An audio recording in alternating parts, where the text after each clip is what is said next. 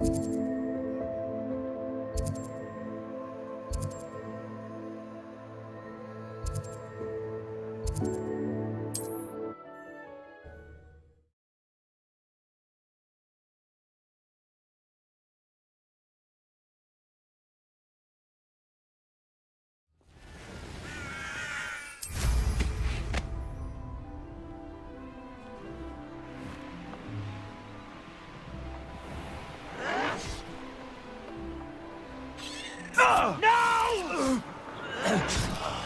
I will make you pay.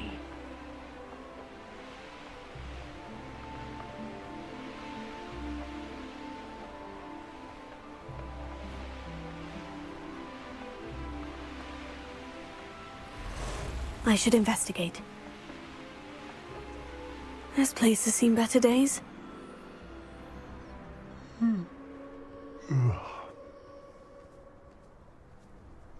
Plenty of spoils in Cambridge.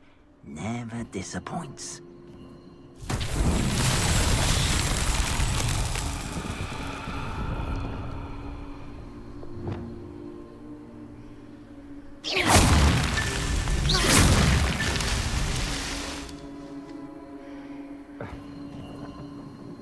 Revelio.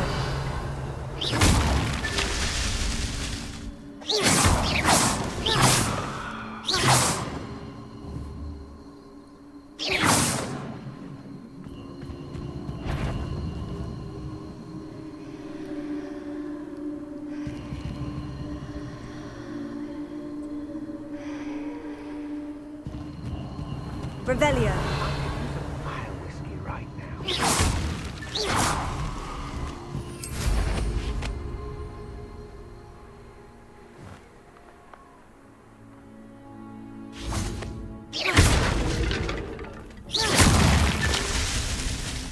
Revelio.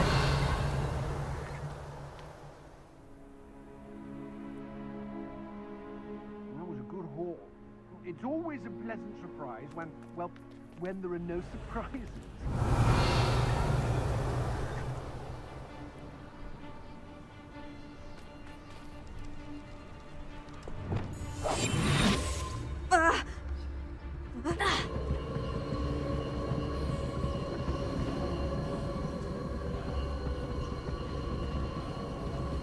What does it tell us?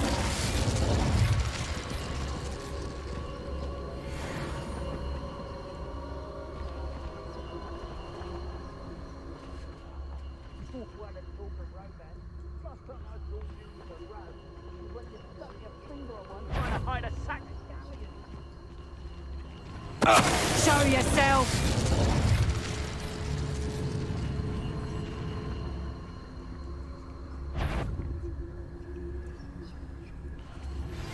I've been studying Salazar Slytherin's spellbook. Meet me in the Undercroft. Petrificus Totalis! Petrificus Totalis! Petrificus Totalis! Finger!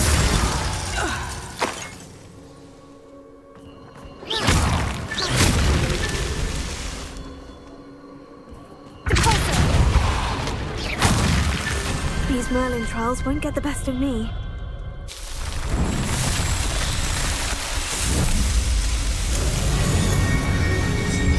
I raided Roxborough more times than I can count. They're incapable of defending themselves.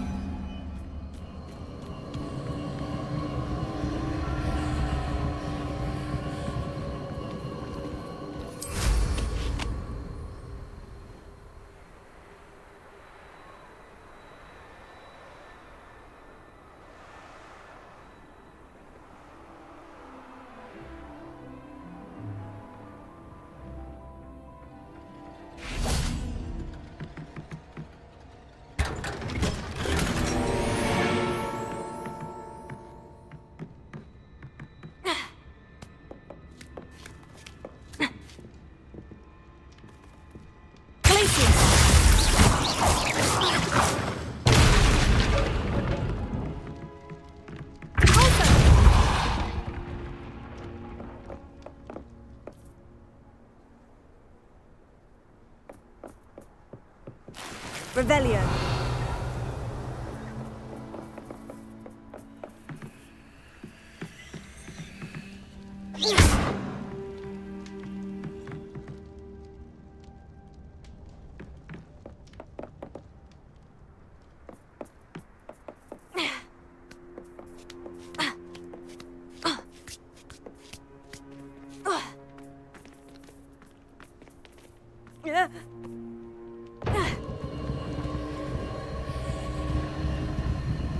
When we're done here, I'm going to... Closer.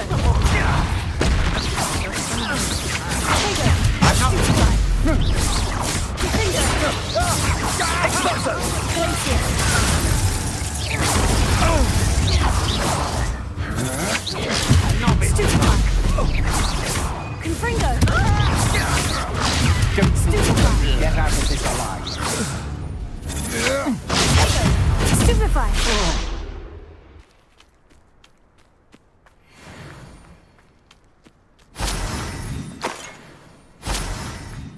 Revelio.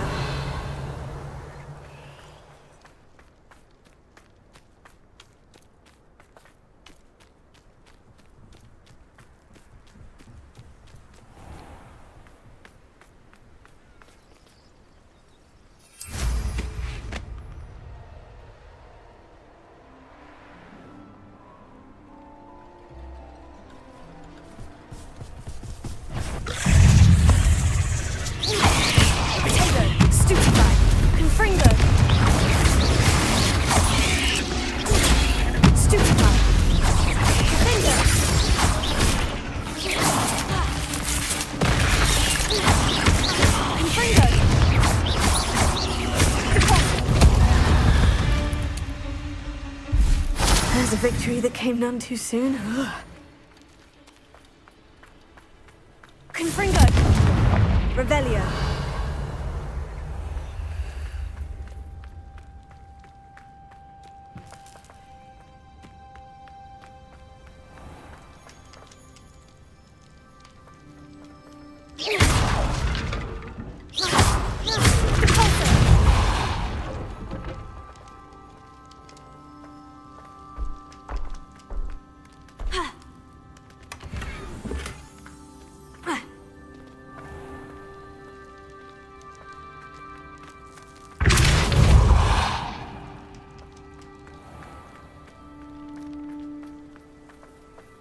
Revelio.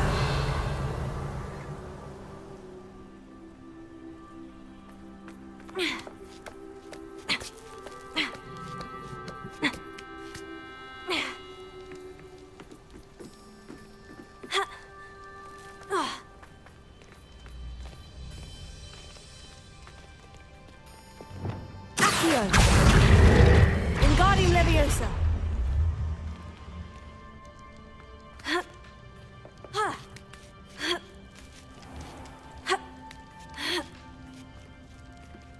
Revelio.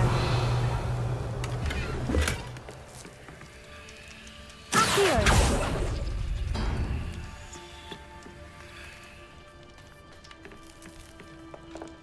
Revelio.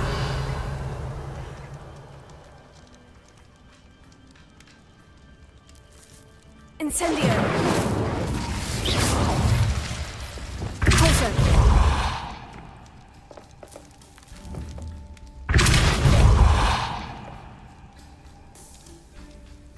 Revelio.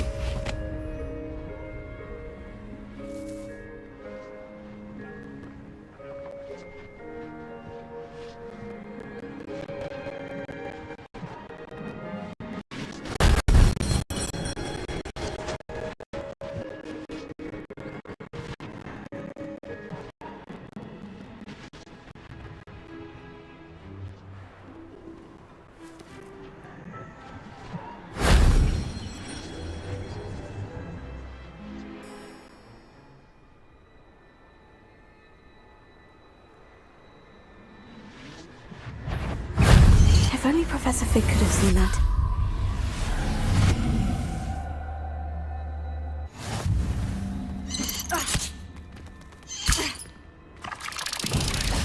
Potato! Stupefy! Ha!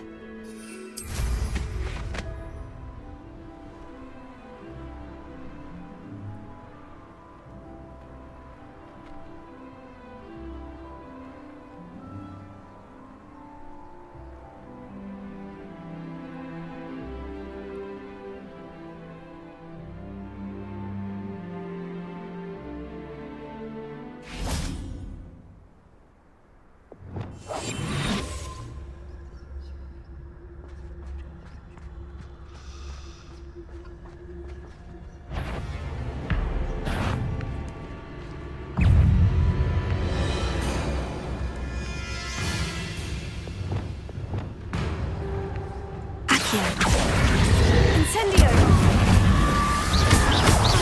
Expelliarmus!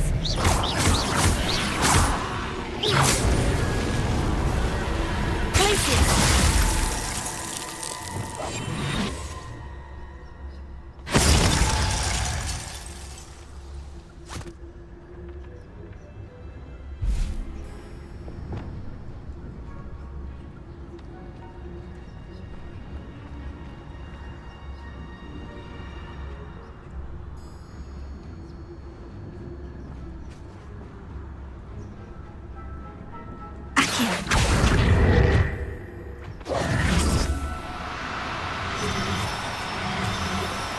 Do cooperate, won't you?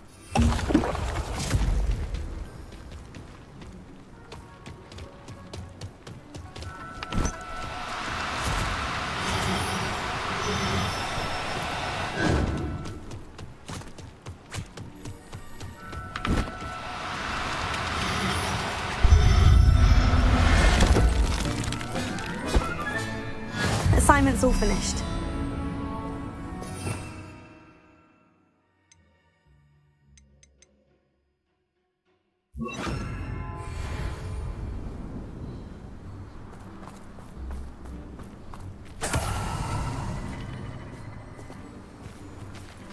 Levioso!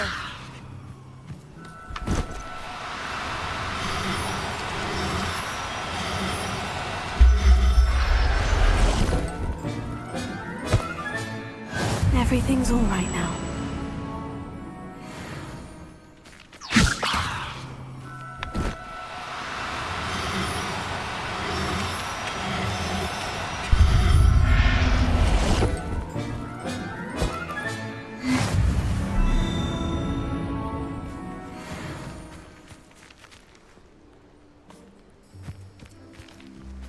Revelio.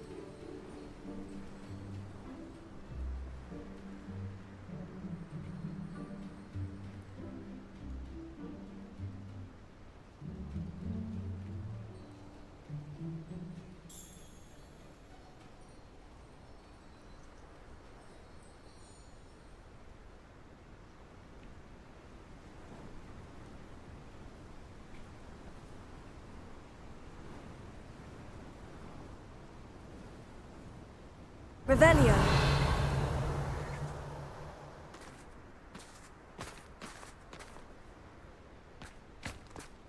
Levioso.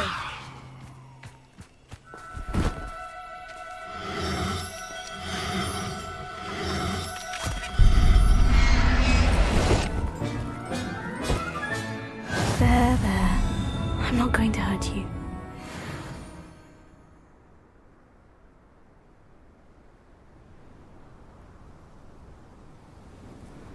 Revelio.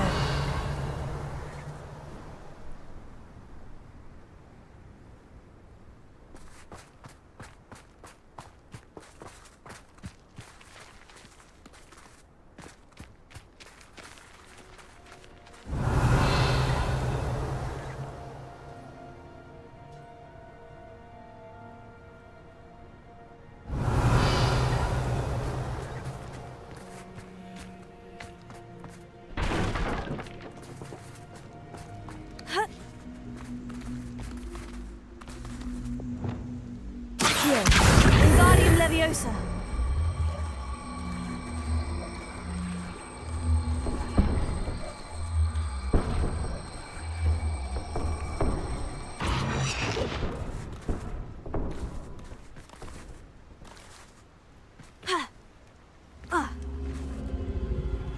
Accio. Wingardium Leviosa.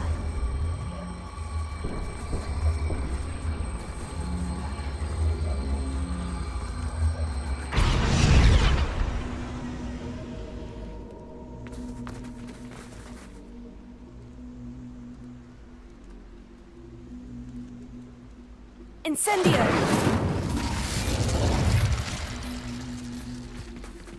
Revelio.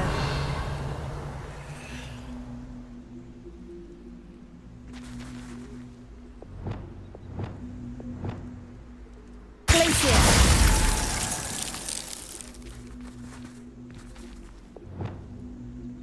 Leviosa.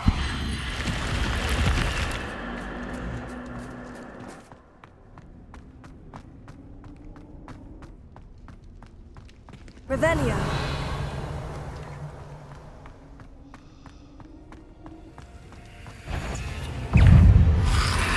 Protego. Stupefy. Confringo. Finger.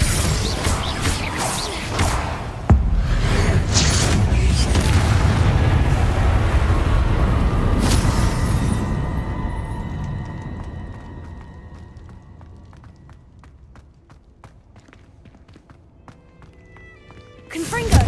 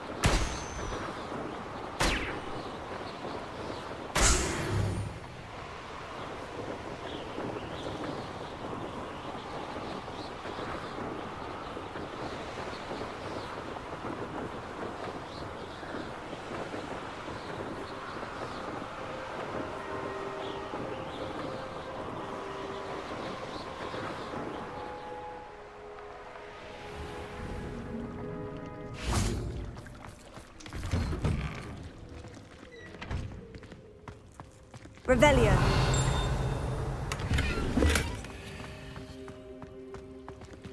Glacius. Confringo.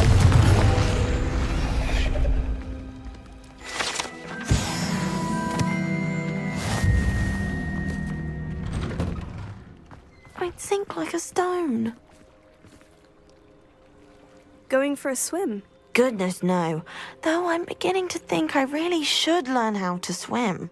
Can't very well be liaison to the mer people if I don't know how to swim. You're a liaison to the mer people. Well, not technically, no. At least not yet. The position doesn't actually exist at the moment, but I have a plan to change that. I'm Nerida, by the way. Nerida Roberts. We didn't officially meet, but we duelled in the Crossed Swans Club. Yes, of course. Good to see you again. And you. You seem quite interested in mer people. I am. And they're as misunderstood and disregarded by wizard kind as goblins and centaurs are. I feel that if goblins and centaurs have liaison officers at the ministry, then the mer people should have one too.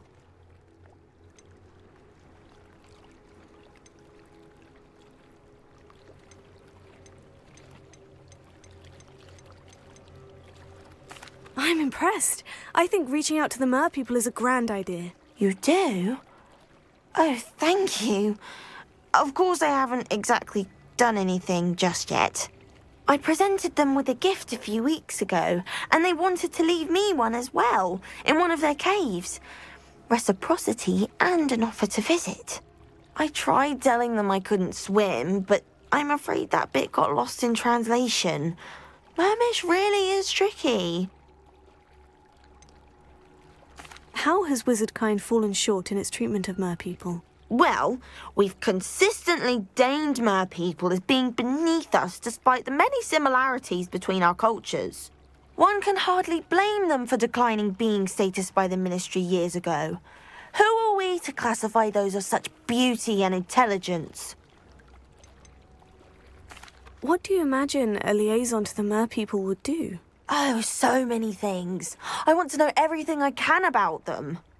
After I've mastered swimming, I perfect my mermish, of course, and I'd share with them anything they wanted to know about wizardkind. My hope is that by understanding each other better, both of our societies could grow. What is it about the mer people that interests you so much? I can't begin to tell you how brilliant they are. I mean, rumour is that tales about them have infiltrated even the Muggle world. The oldest known mer people, sirens, come from Greece. And of course Scotland has Selkies and Ireland is home to Merrows. I could go on for ages about them. Their glorious underwater communities, domestication of sea life, their art and music. It's a travesty how little is understood about them. Well, I can swim and could help you if you'd like. You'd really do that? Oh, thank you. Thank you, thank you. The last thing I want is for them to think I'd shunned their gift. Diplomacy is a delicate dance. Now, if I'm not mistaken, I think you can dive down to their cave from just there in the water. I can't wait to hear about what you find. One day soon, I'll see for myself. I just know it.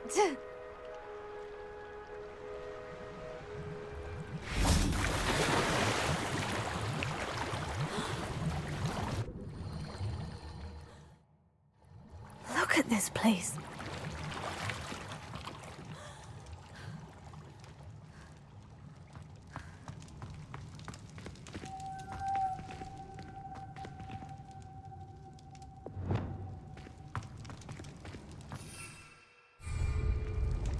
Lumos.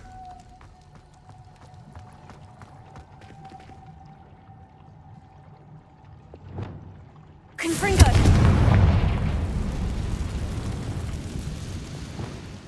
Now then, I'll need you to come with me.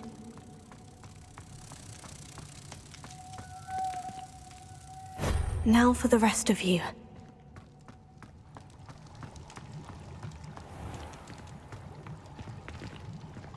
Confringo!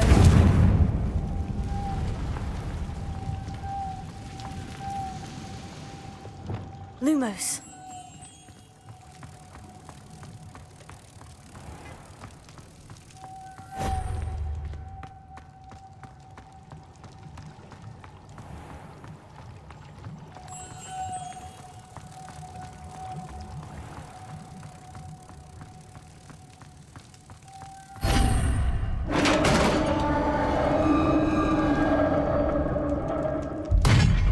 What do we have in here, then?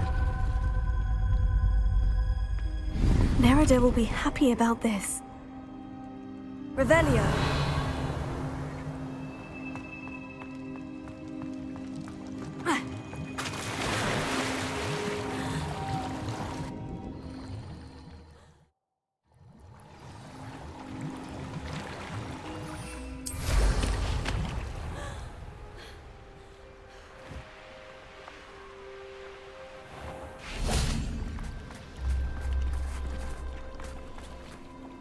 Your gift from the Mer people was exactly where they said it would be. Oh, that's wonderful news. I was so worried I'd left it too long and they'd seen it as a slight. Our relationship with them is already so tenuous. Then I'm glad we helped to foster some healthy diplomatic relations. Merlin's beard. It's marvelous. I'm going to show it to everyone, including the Ministry. Should I hand deliver it or send by owl? Thank you again, so much. You may have just helped improve relations between wizard kind and mer people for decades to come. I can't wait to study this.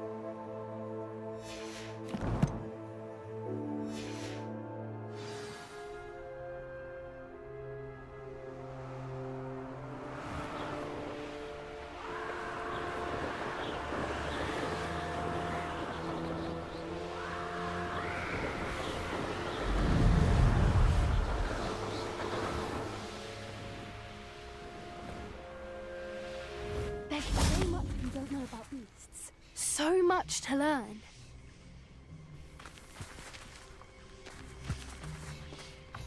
I hate to see a creature get put down like that. But trolls have no business in Hogsmeade.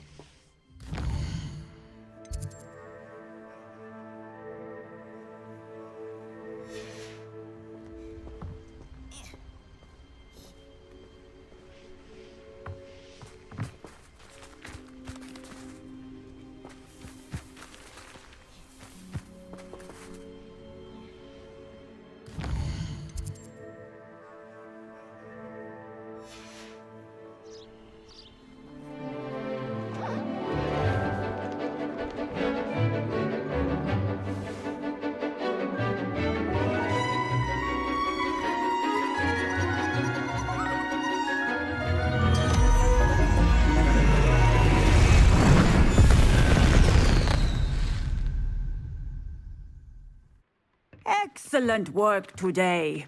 Class dismissed. Ugh, can't say I'm terribly fond. I take it you're ready to learn your new spell. I completed your assignment, Professor. I'm ready to learn Bombarda now. Good. Now, this spell comes with a caveat. It should only be used when necessary. The exploding charm, as you might suspect, can hurt people. Use caution when casting it.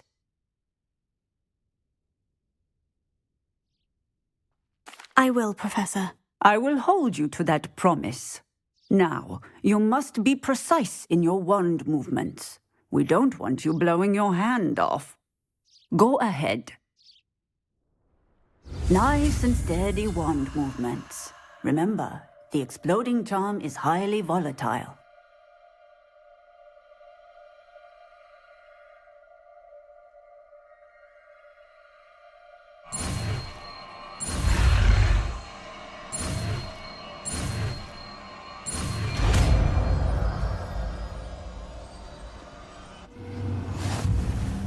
Well done. Now, let us put it into practice, shall we? Go ahead and try it on the...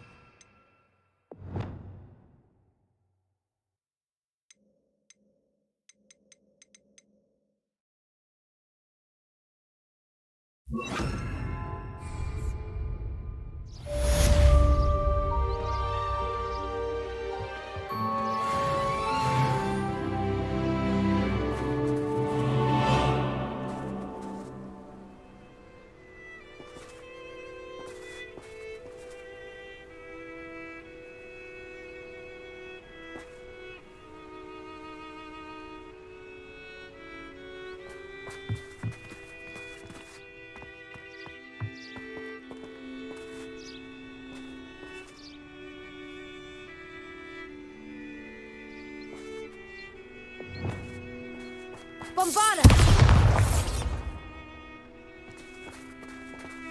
Beginner's luck, I say. You'll not beat me next time.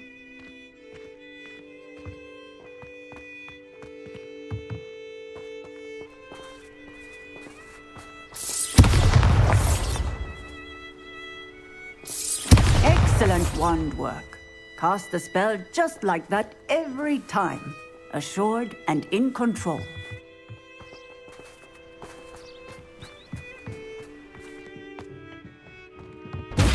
Bombarda! Excellent. You have it well in hand.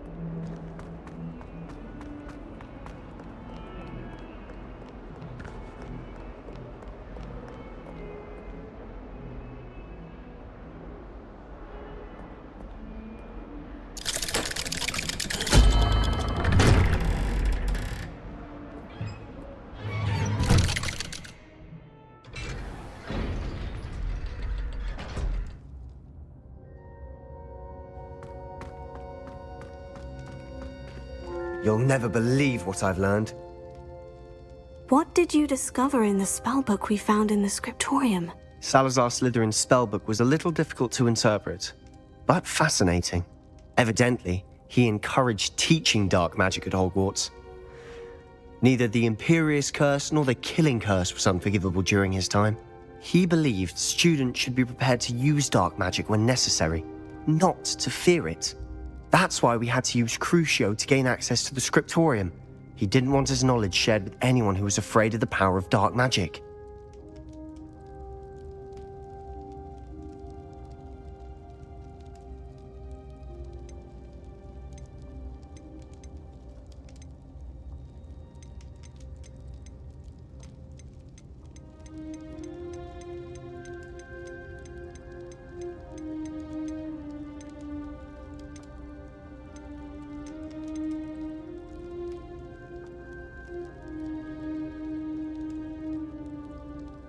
I know we had to do it to open the scriptorium, but it's not something I'd want to repeat. And I'm glad we did it, because in the spellbook I also found something else. References to a lost relic, which, from what I can tell, grants the holder the power to reverse dark magic curses. And you think this relic might be able to save Anne? Precisely. I plan to search for this relic, but I don't think we should tell anyone. Especially Ominous. He wouldn't understand.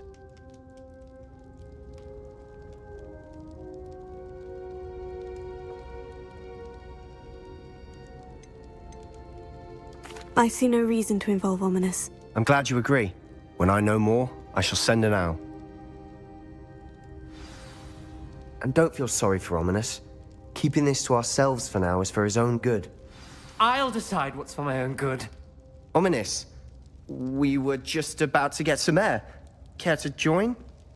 You're a liar, Sebastian. I heard everything. You swore you'd never engage in anything to do with dark magic again. No, I didn't. I said I understood you wanting that. I'd never swear to give up on finding a cure for Anne. You don't know when to stop, do you? I know when not to stop. Leave this alone, Ominous. I'll be on my way.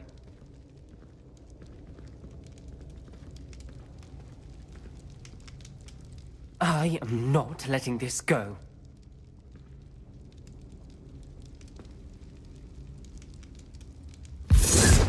Ominous, Sebastian meant well. I know what I heard. You knew I wouldn't agree with this. Going after that relic is not a good idea. Sebastian doesn't even realize it, but he's as irresponsible and reckless now as his parents were years ago. It's why they died.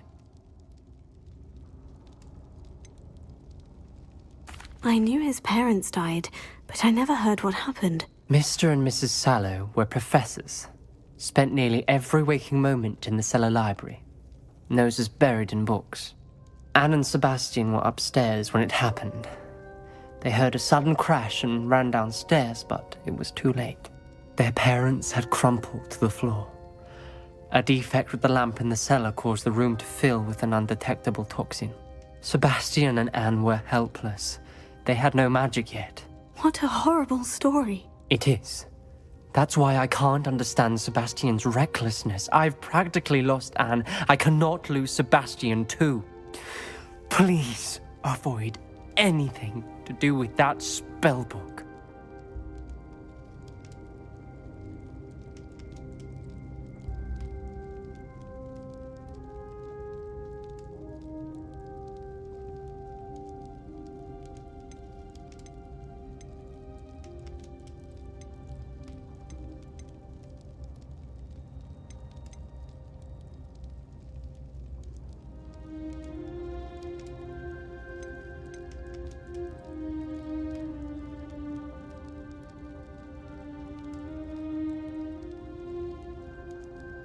Those references in the book seem promising. Everything to do with Salazar Slytherin seems promising until it's too late. I hope Sebastian pursues this no further, but if you think he might, please let me know. It would mean a lot.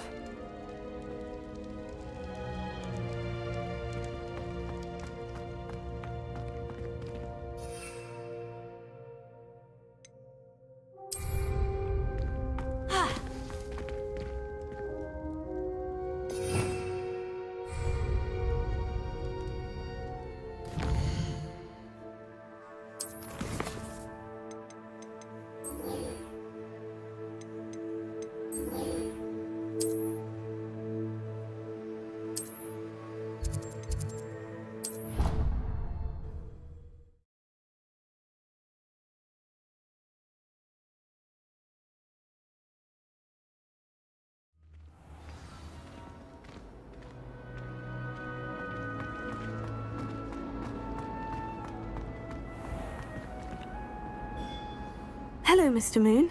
Oh, greetings! Any luck removing some more of those demiguise statues? I actually have some moons for you. Oh, wonderful, truly. If you bring me just a few more, I can teach you how to improve casting a la Hamora. I'll keep an eye out for more demiguise statues and see if I can bring you more moons. You are to be commended for your bravery and valor, especially since they can only be collected at night.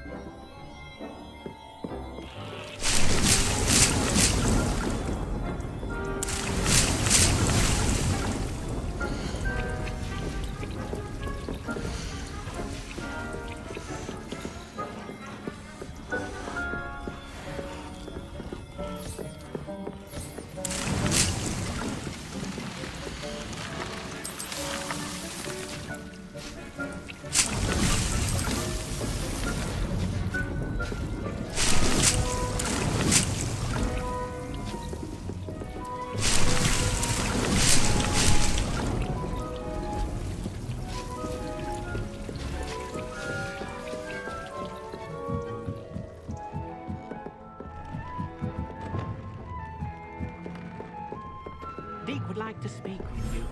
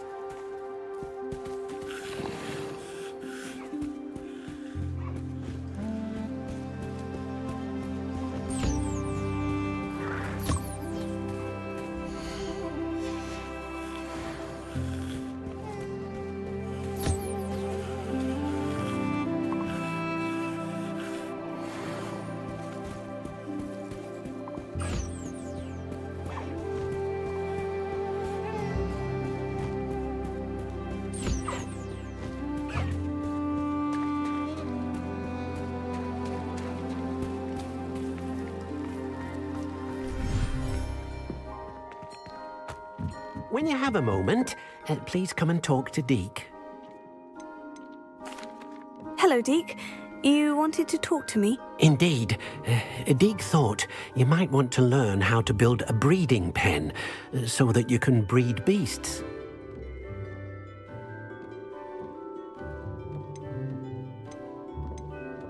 I don't know, Deke. Sounds a lot of work.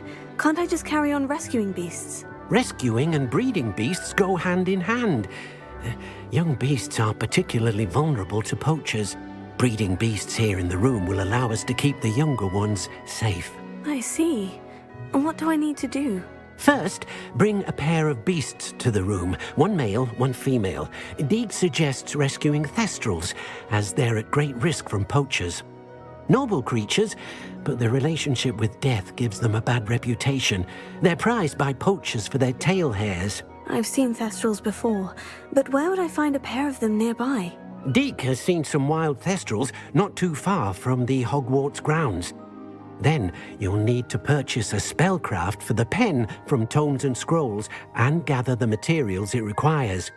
Once you've rescued the Thestrals and you have the spellcraft, you come and find Deke.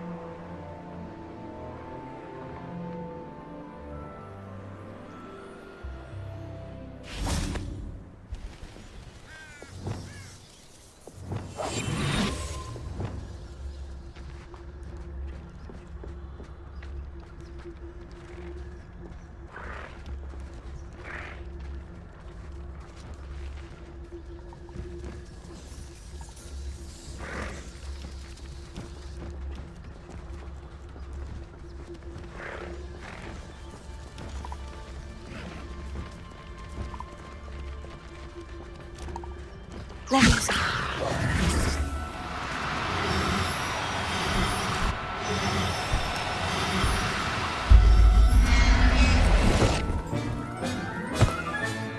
I'll look after you.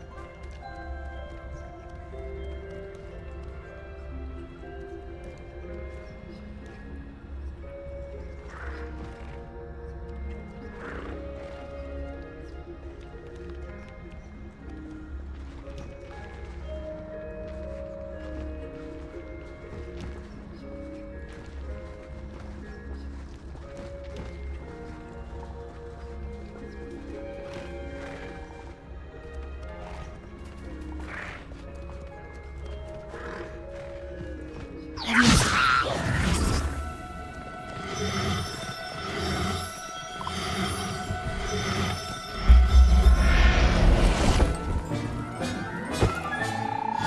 yourself. I mean you no harm.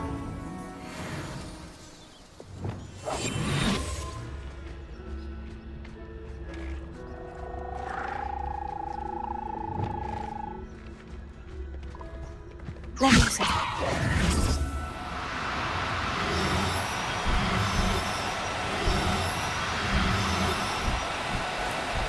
Oh, no, you don't.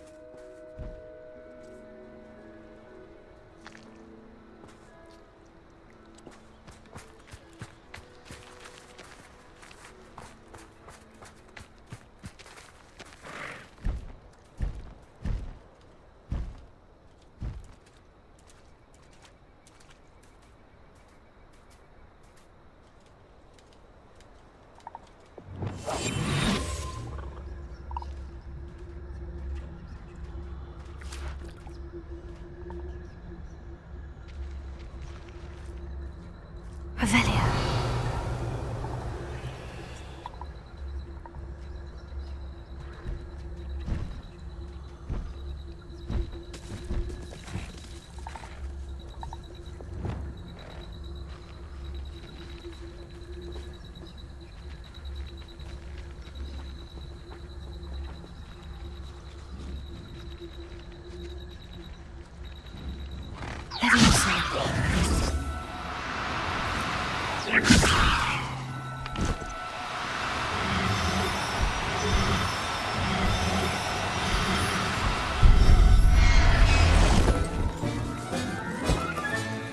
Everything's all right now.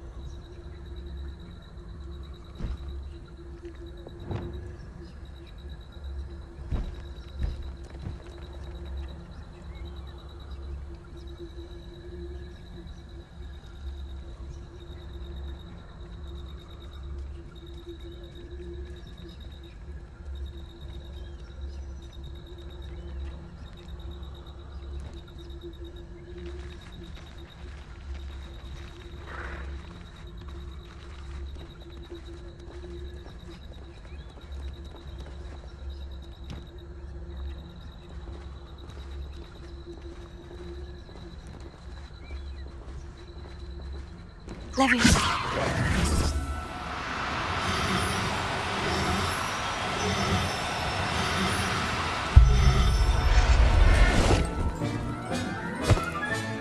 There. I'm not going to hurt you.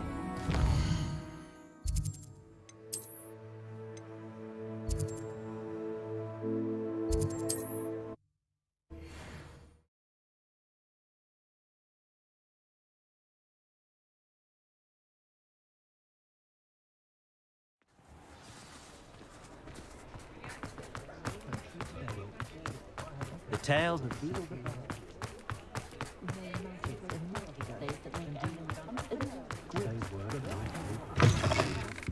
Hello there, come on in.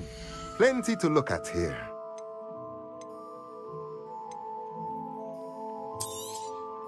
Now I can conjure a breeding pen in the room. Best get back to Deke with the Thestrals.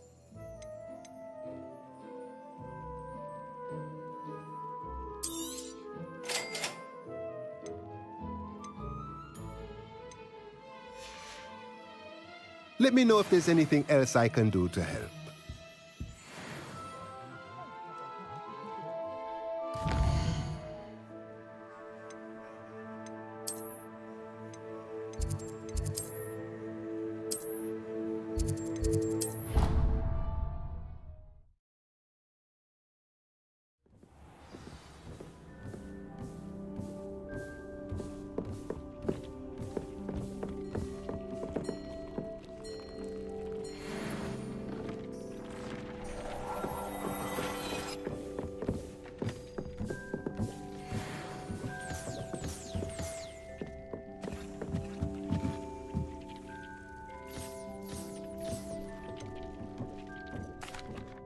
I've rescued the Thestrals and bought the spellcraft for the pen. Excellent. Now, to breed your Thestrals, simply release them into the same vivarium in which you conjure the pen. Then use the pen to start the process. Come and see Deke when you're finished. I shall. I wonder where I should conjure their pen.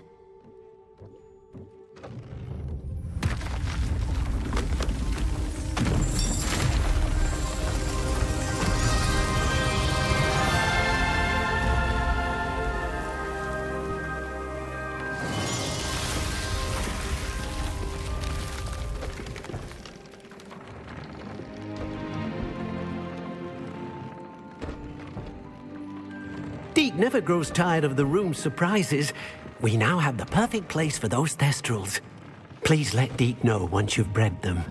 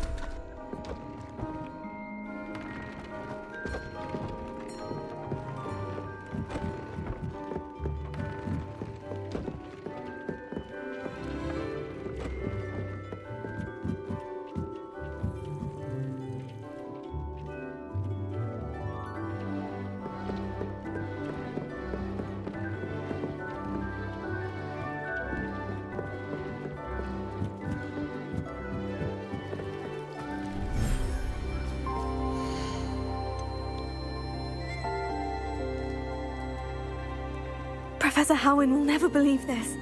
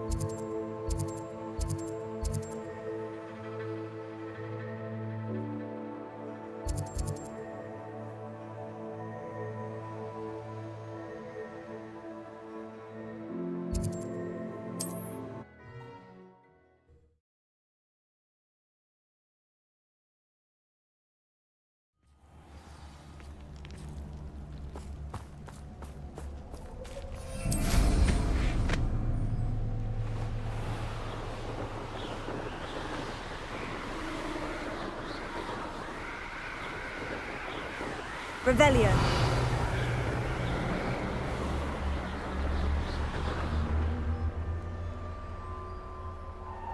Knowing our meet, he's likely studied here.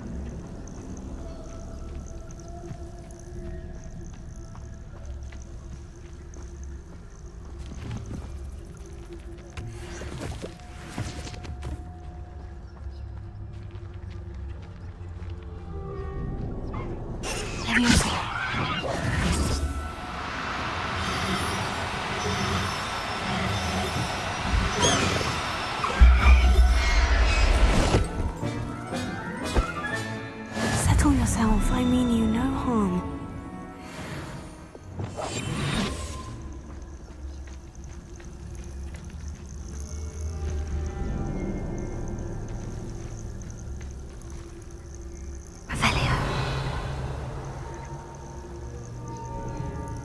Boy, the mouse around here. Can't say I'm on.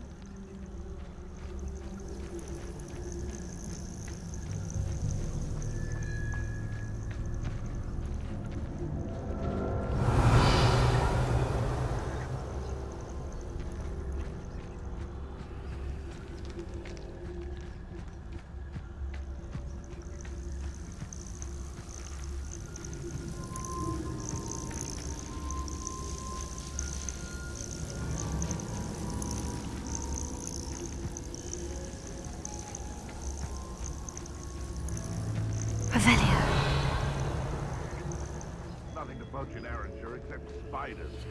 Not worth the trouble if you ask me. Legs are far too brittle.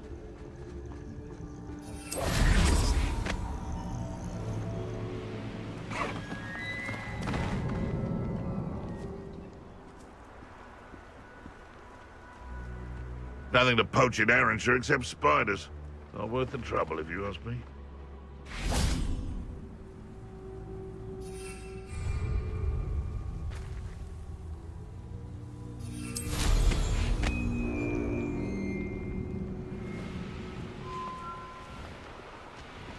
Who lived here, I wonder?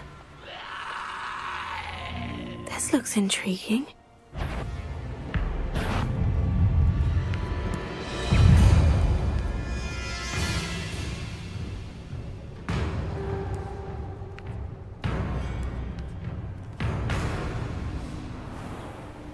Levioso!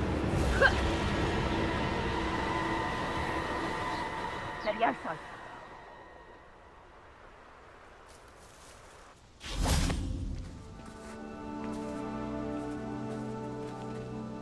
Is Highwing all right? Natty told me what the two of you did. Highwing's fine. I'm keeping an eye on her. She's safe, Poppy, I promise. Good. Whatever the poachers are up to, I want Highwing far from it. You said you had news about the poachers, and that some of it had to do with me. It did. I overheard them talking in the Hogshead, and did you know that they have orders from Victor Rookwood to capture you on sight? Does this have anything to do with Rookwood and Harlow coming for you in the Three Broomsticks after the troll attack? It does, somewhat. But at the moment, I'm more concerned about what else you heard the poachers are up to. Fair enough. But I hope you'll let me know if I can be of help, especially after what you did for Highwing. Does the name Horntail Hall mean anything to you? I'm afraid not. Why? What is it? The poachers' best kept secret, apparently. The name came up twice, but they never went into detail.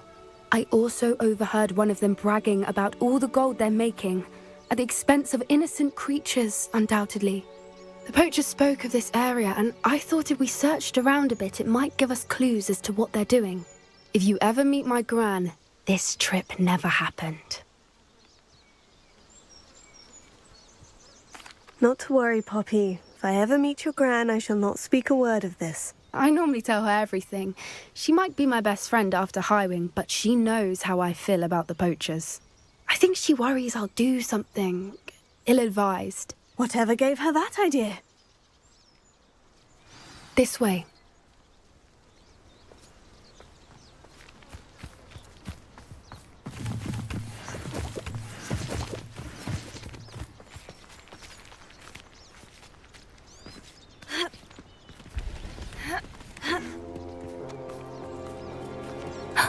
A centaur.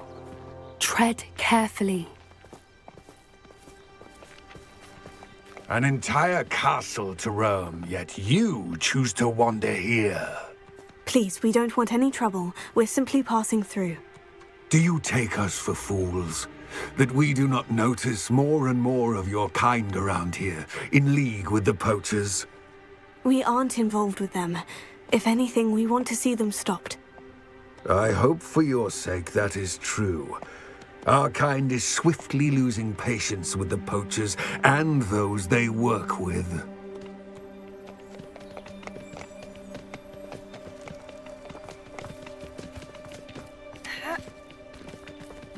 He was certainly a charmer. That could have gone worse. Centaurs aren't exactly fans of wizard kind, and the poachers aren't helping matters. But why would he think that we had anything to do with poachers? I did notice the poachers talking with a few villagers in Hogsmeade. I'm not sure why. Perhaps that's why the centaurs are suspicious.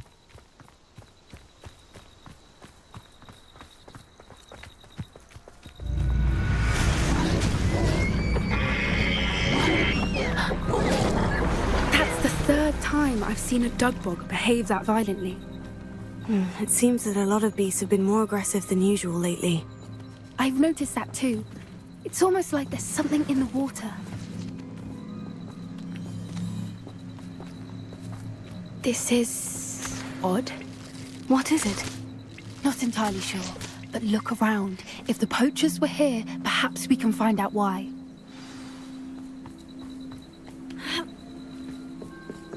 Why wouldn't they take their cages with them when they left?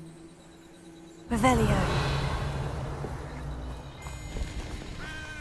Pelts. Poor beasts. Still smoking. They can't have been gone long.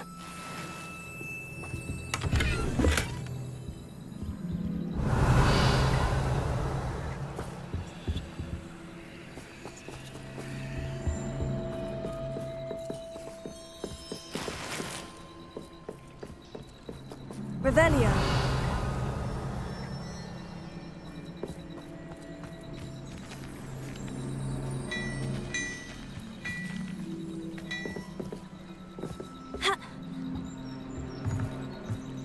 This is goblin metal.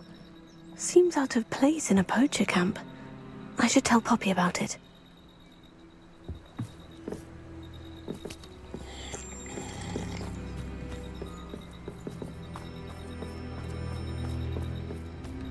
Anything interesting?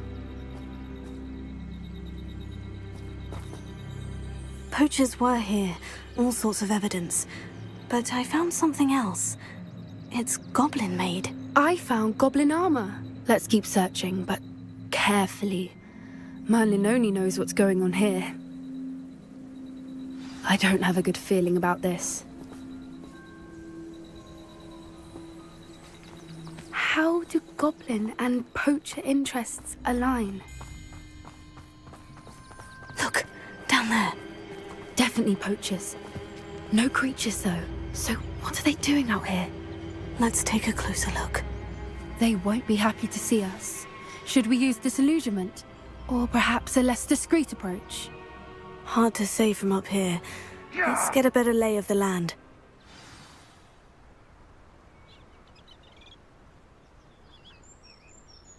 Come to think of it, months ago I had a brooch. Nice it was. Sparkled like the glint in my eyes when I find out which one of you stole it.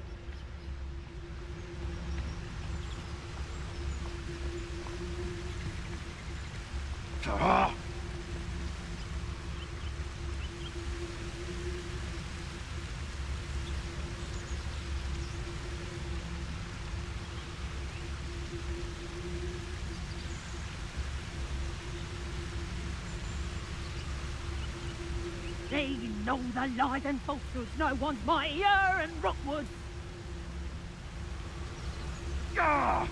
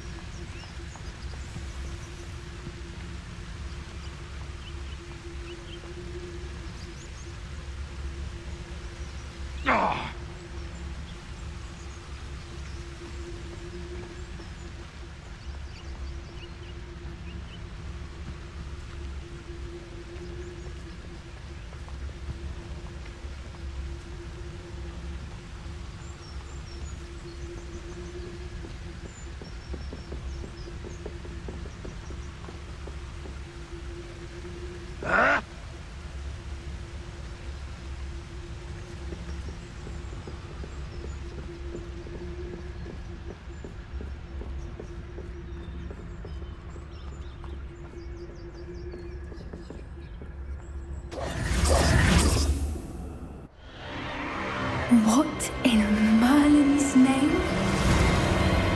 Are those dragons?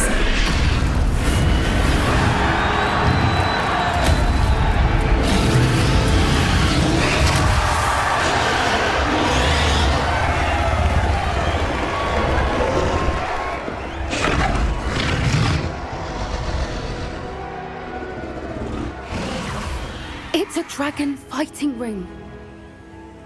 This is Hauntel Hall. The name makes sense now.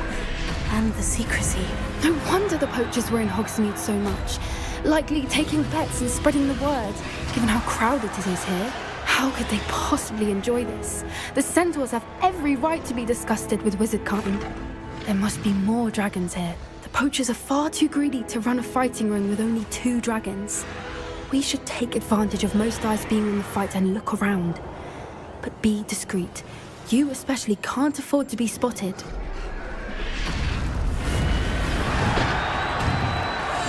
One foot in front of the next and quiet as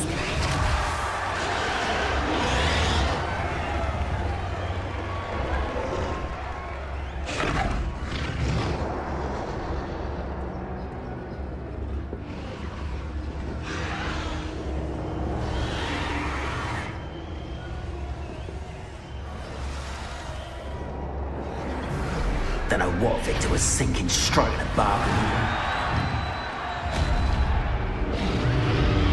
Revelio.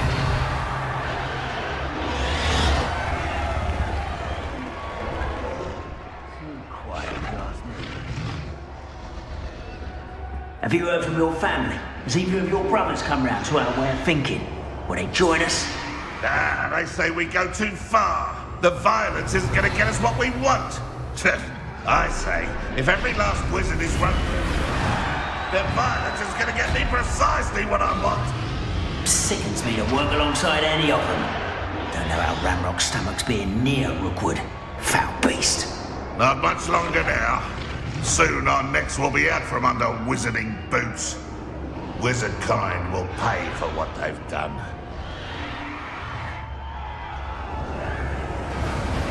Come out, come here, crupmate. No one hides from me. I'll spot you like a streeler.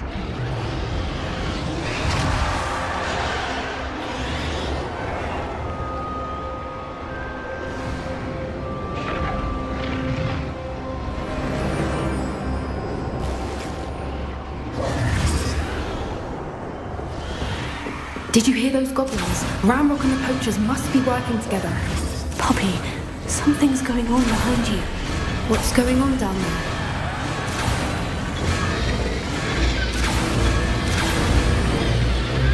They must have only just captured her. She's putting up quite a fight. Not a fair one, though. Not with her chained up like that. Let's even her up, shall we?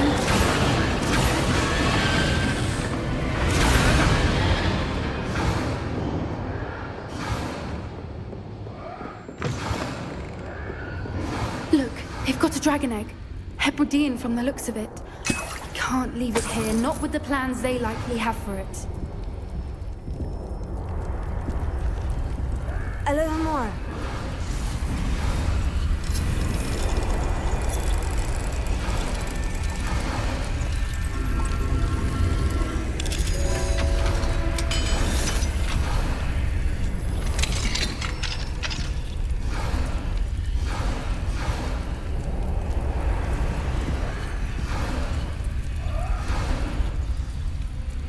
All right, I have the egg.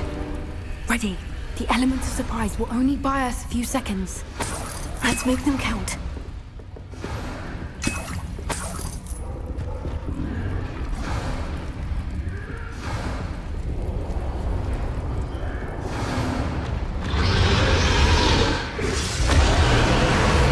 Careful!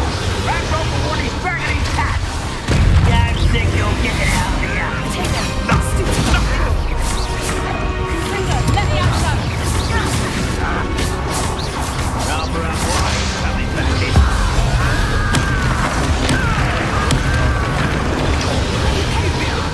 Let me out, son! Let me out!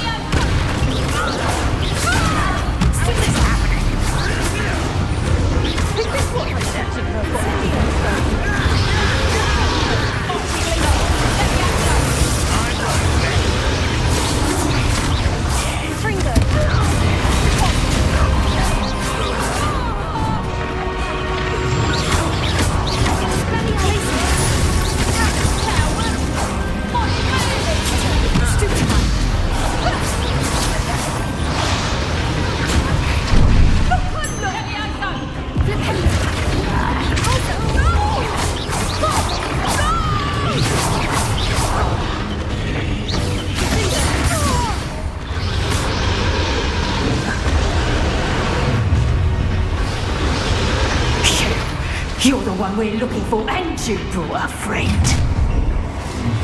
You're not going to come over here. Let's get it. You'll have to fight eventually. See how you like this? Why can't I hit you? Like to toss the dragons, do you? Take it. Don't have time to shut me off.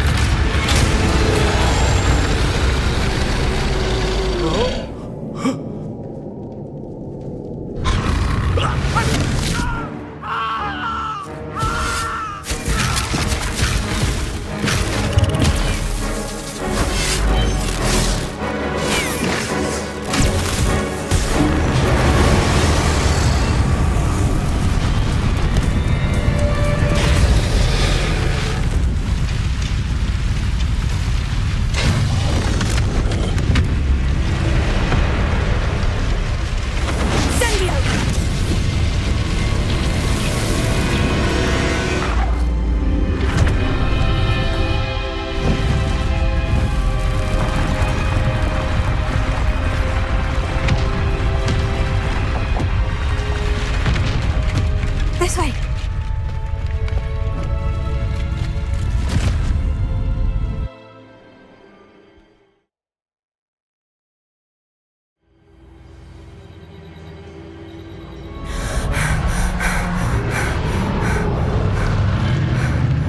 That was a Hebridean black.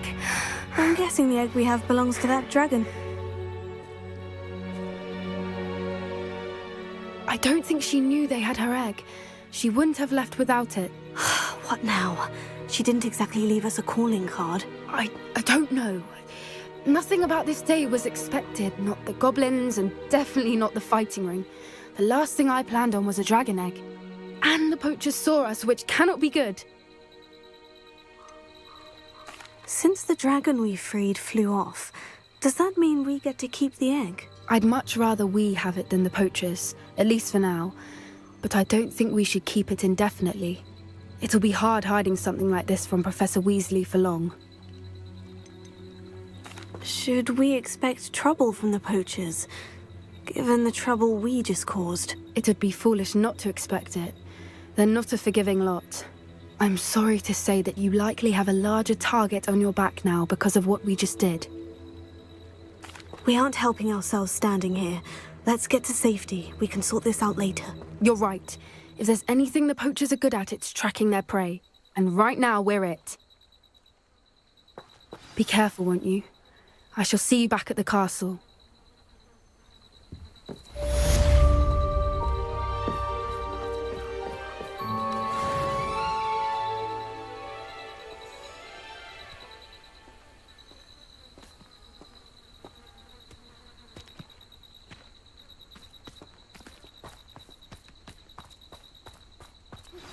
It's time you learned the transformation spell.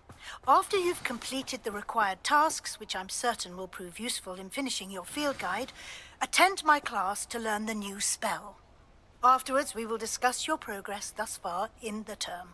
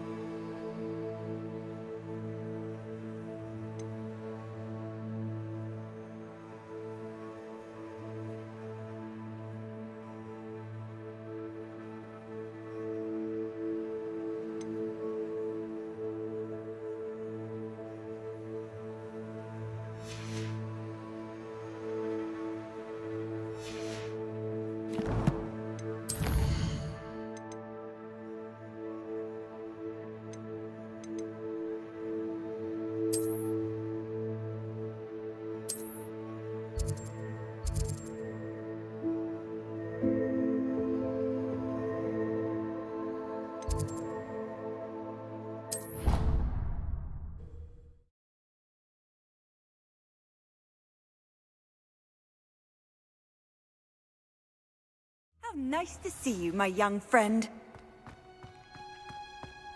Oh, it's you! just the person I need. Samantha, is everything all right? No, it's not. It's my brother William, the one I told you about after Charms class. He's been cursed. He ignored my warning and now he's lying in St. Mungo's looking completely pathetic. He simply never listens. I'm sorry. How exactly has he been cursed? Oh, you won't believe it. Truly, but his feet were turned into purple beets. You can imagine his distress. And mine. I won't even go into the attention he was getting from our garden rabbits before he admitted himself to hospital.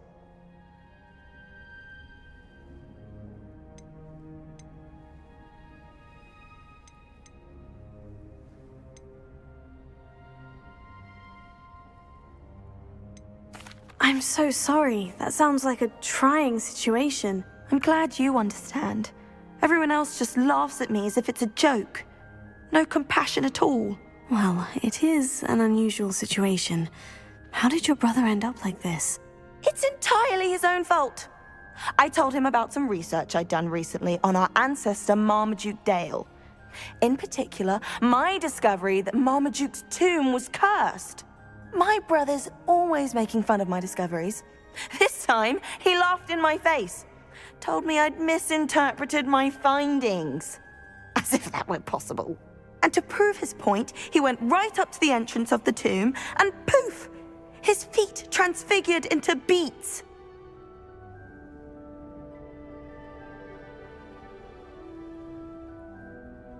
How awful. I can see why you're upset. He definitely needs some help. Exactly. He may be a cape flapper, but he's still my brother. And no one deserves such a fate to last forever, especially as the result of a single brainless mistake. Now I worry that if the curse isn't reversed, it could become permanent. Can't the curse be broken? Possibly. The curse stems from a crest that was stolen from Marmaduke. If the crest were returned to its rightful place upon his sarcophagus, then I believe that William's feet may be restored. You battled trolls when they attacked Hogsmeade, escaped a dragon, and I could tell by your work in charms that you're a skilled spellcaster. Returning a crest to a sarcophagus should be almost effortless for you. So, will you help us?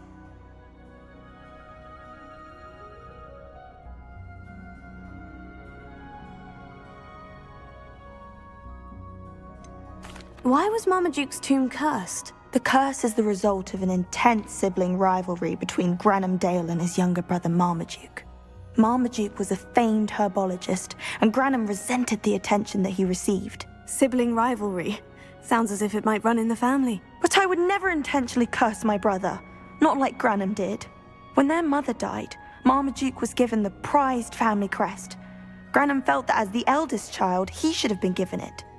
Years later, when Marmaduke died, Granham stole it and cursed the tomb so that none in the Dale family could ever pay their respects.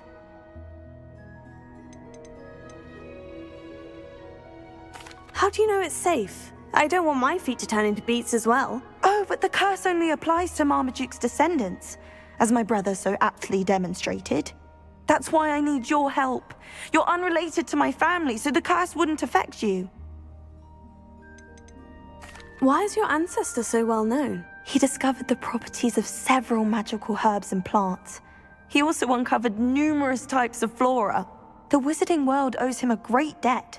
His work not only impacted the discipline of herbology, but also potion making.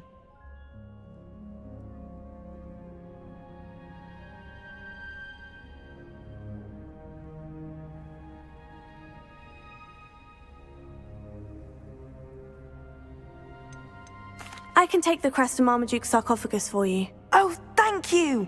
Thank you so much! You'll simply go into the tomb where Marmaduke was laid to rest and place the crest on top of his sarcophagus. According to my research, the tomb's been abandoned for centuries, so it should be a fairly simple task. You'll find it just east of the hamlet of Brockborough. Thank you for your help. My family is indebted to you.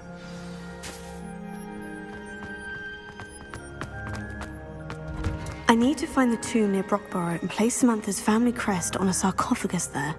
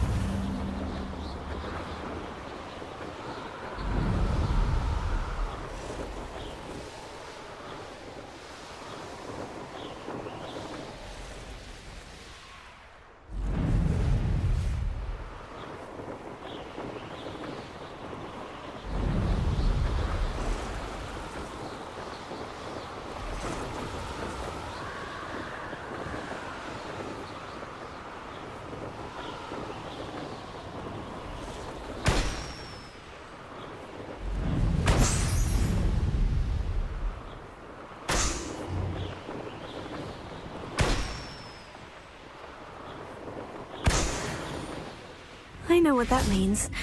Merlin trial.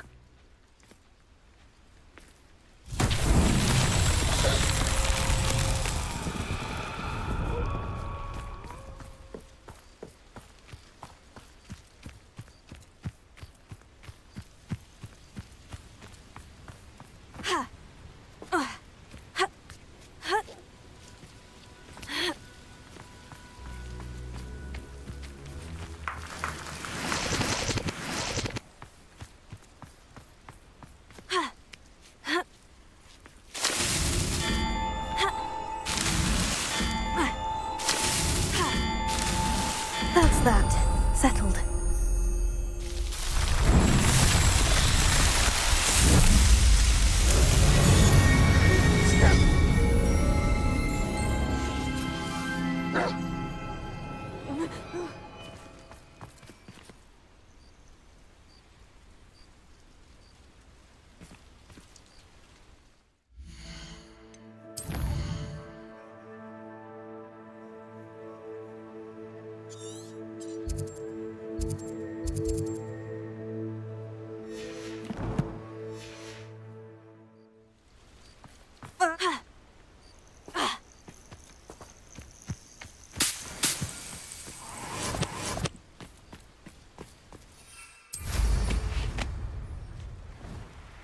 Wonder if I'm safe to explore in there.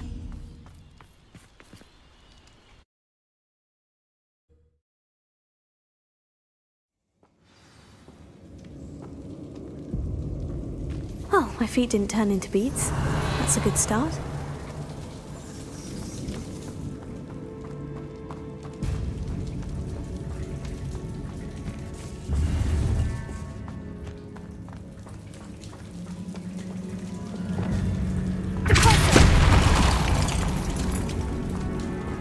Revelio. Should have known a herbologist would use Devil's Snare. Lumos. Mother would like to speak with me. I believe she has learned about some of what we've been up to. I'm hoping she may be easier on me if you are there.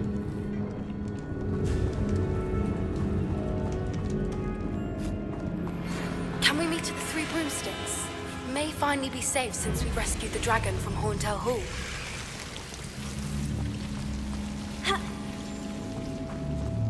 Revelio.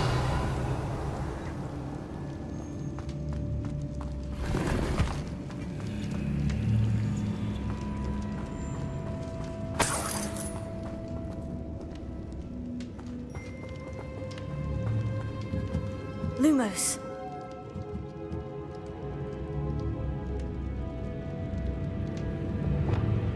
Confringo. Revelio.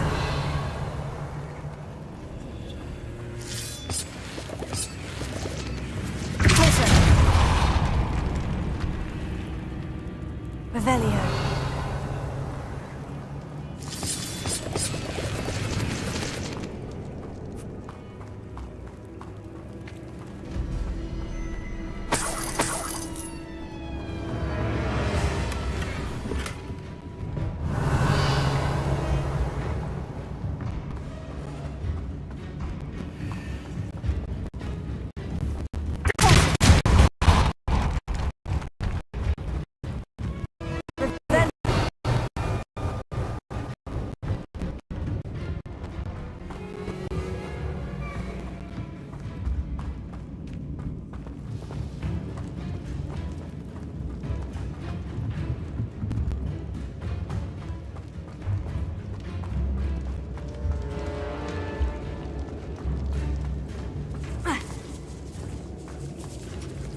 Lumos. A troll? You can't be serious.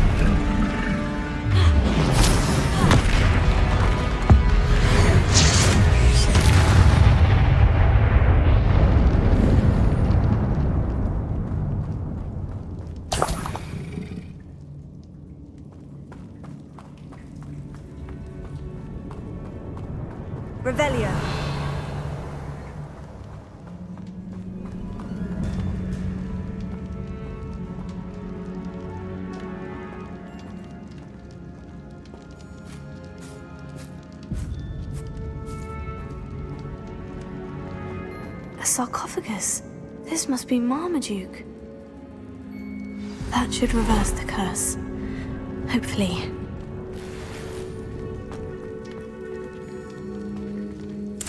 Revelio.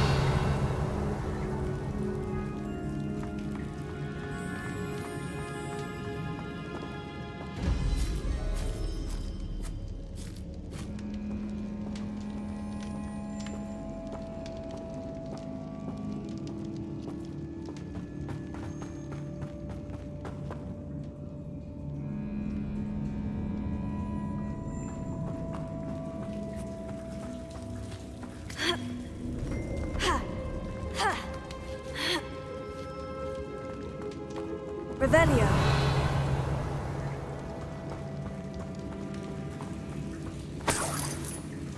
Well, Marmaduke certainly left behind more than plants.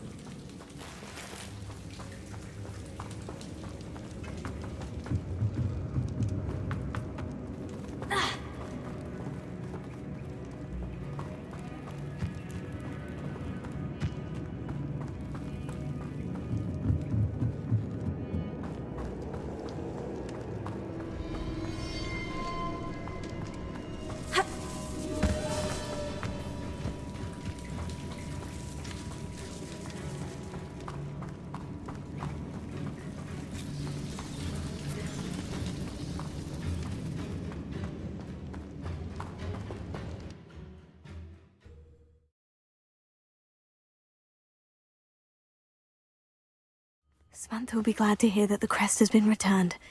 I certainly hope it reverses the curse.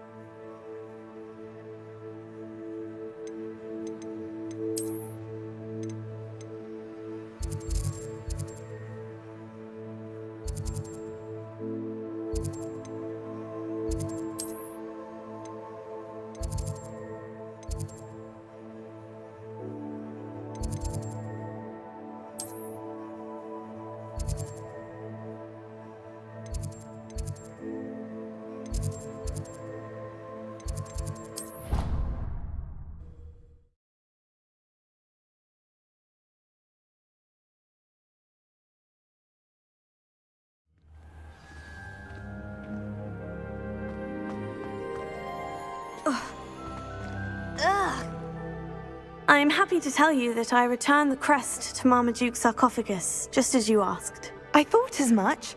I received word from St. Mungo's that my brother's feet are back to normal. No more beats. Oh, I cannot thank you enough. It wasn't too much trouble, I hope.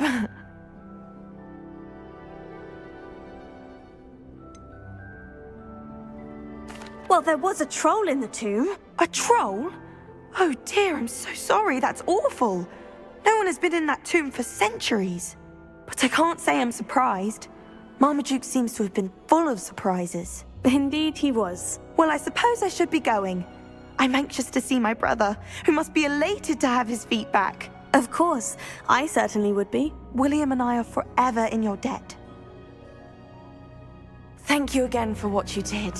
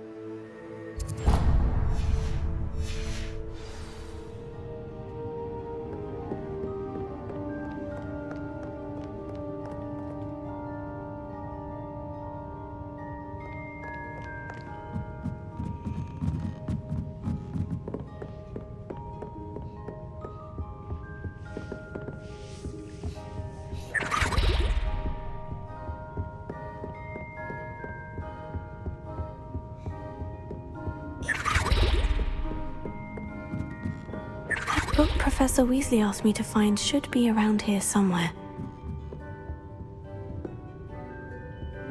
Looking for the book Intermediate Transfiguration? Professor Weasley asked me to, get something from that book. May I have it? Did she now?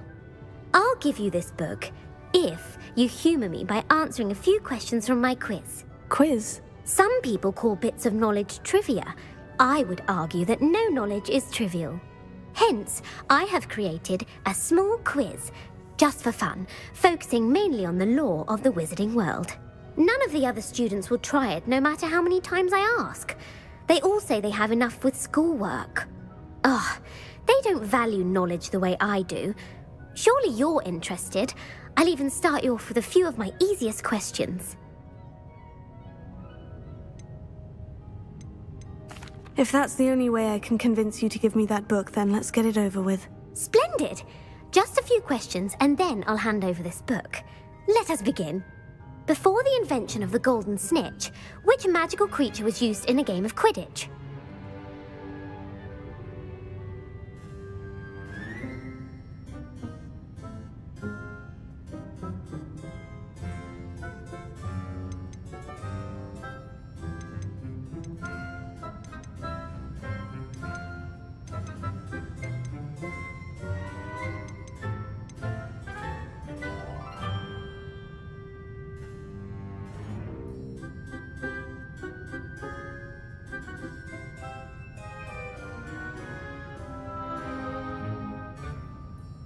The Golden Snidget. Correct!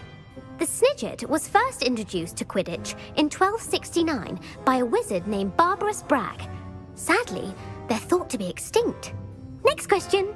Which potion is commonly referred to as liquid luck?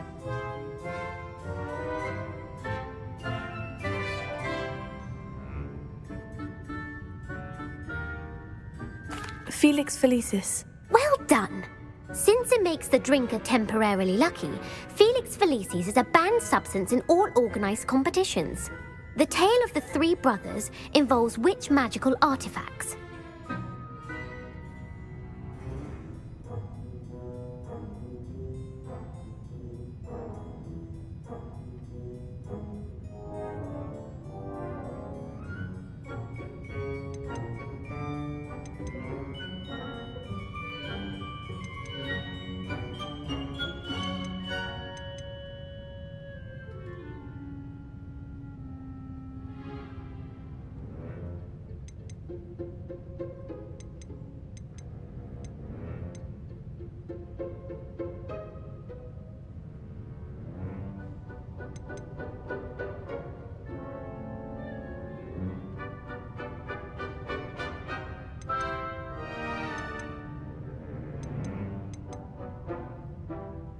The Deathly Hallows. Correct! According to Beedle the Bard, the Deathly Hallows consists of the Elder Wand, the Resurrection Stone, and the Cloak of Invisibility. Which ball in Quidditch is the largest?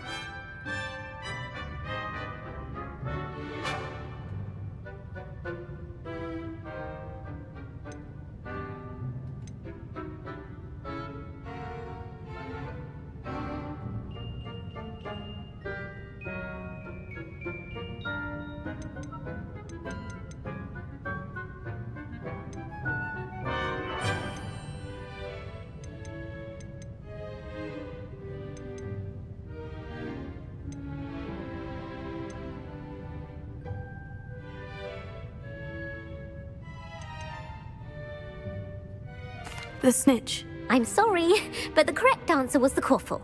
When a chaser throws the Quaffle through one of 3 hoops in a Quidditch match, their team is awarded 10 points.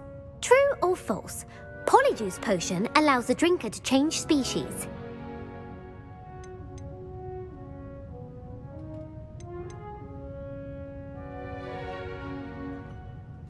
True. Actually, the answer was false.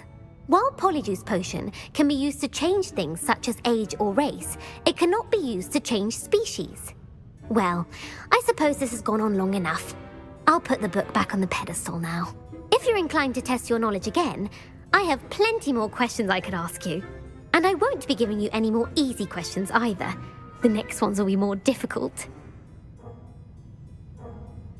I don't have time for a quiz at the moment. Let me know if you change your mind. I put the book back on the pedestal for you. Revelio ought to make quick work of this.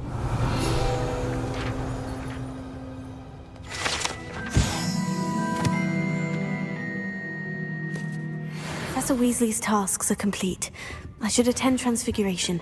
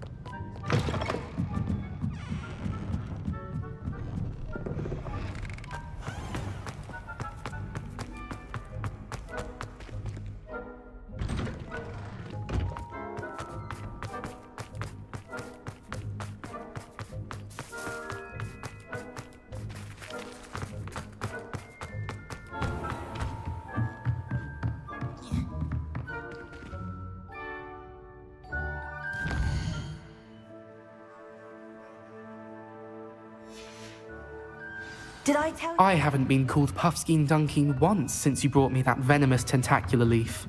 I think I am actually braver. Beautiful. Goodness. Settle down, settle down.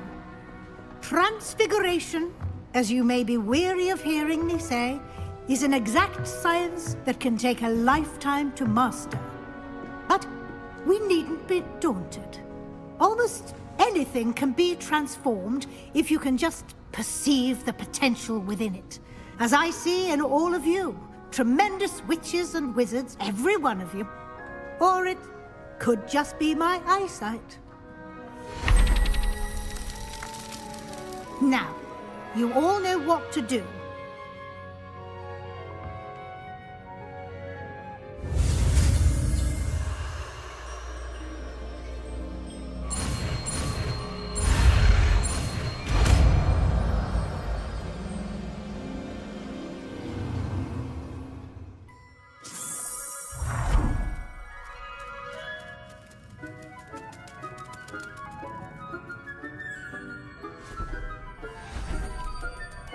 Beautifully done. Class is dismissed. And remember, now is not the time to ease off your studying. OWLs will be here before you know it. You wanted to discuss my progress so far this term, Professor. I did. You seem to have had no trouble in getting up to speed. And frankly, excelling in your schoolwork this year.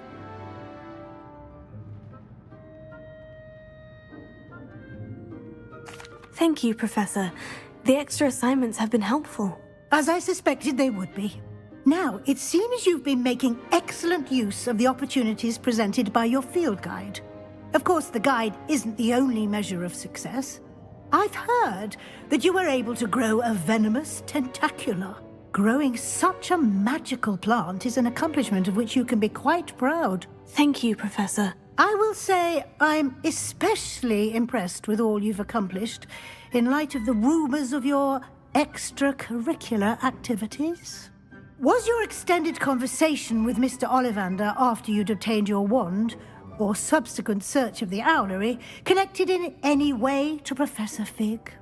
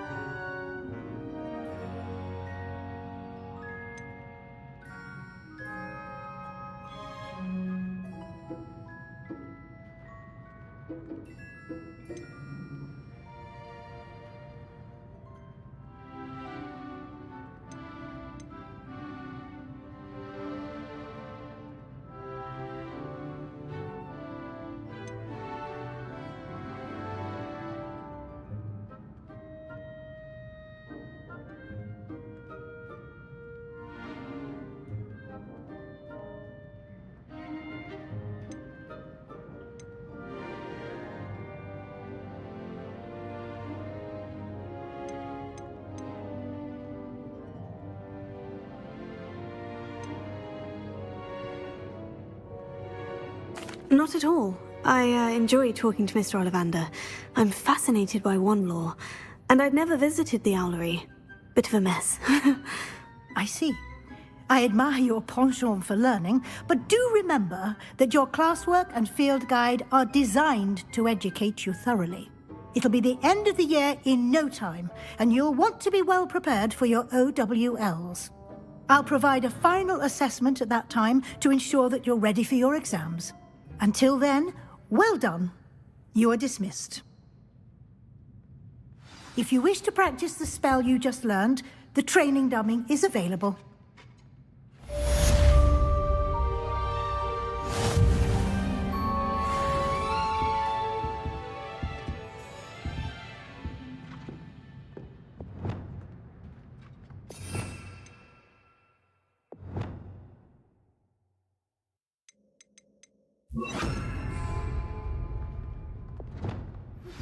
Since our visit to Felka, something dawned on me about the triptych.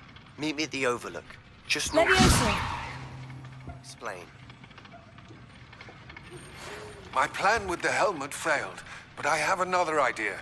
I think we may be able to find what we need at a goblin mine south of Hogwarts. Meet me there, and bring someone who speaks gobbledygook. I remember Armin mentioning something about gobbledygook.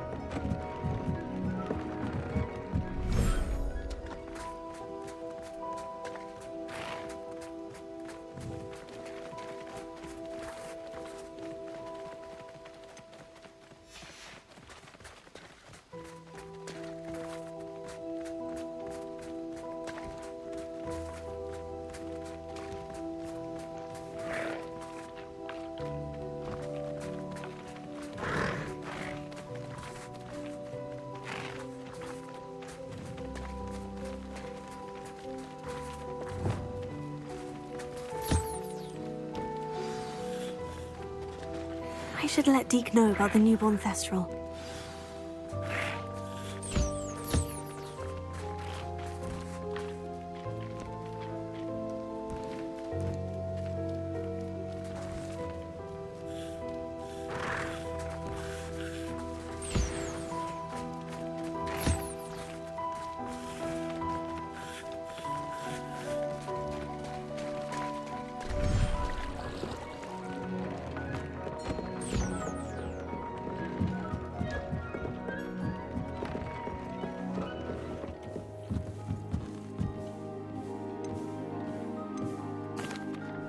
Hello, Deke. You'll be pleased to know that a little Thestral was born. How wonderful to have more Thestrals in our world.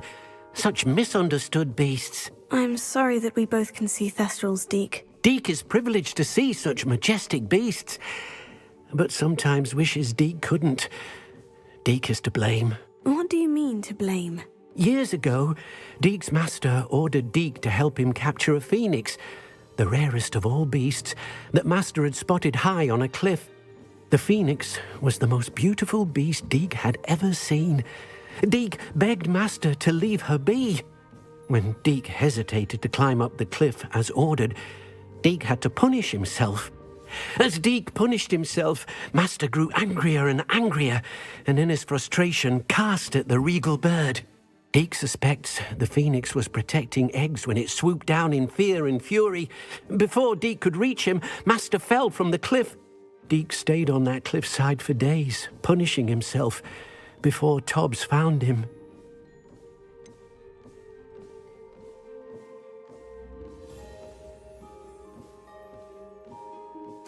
It sounds to me as if your master got what he deserved.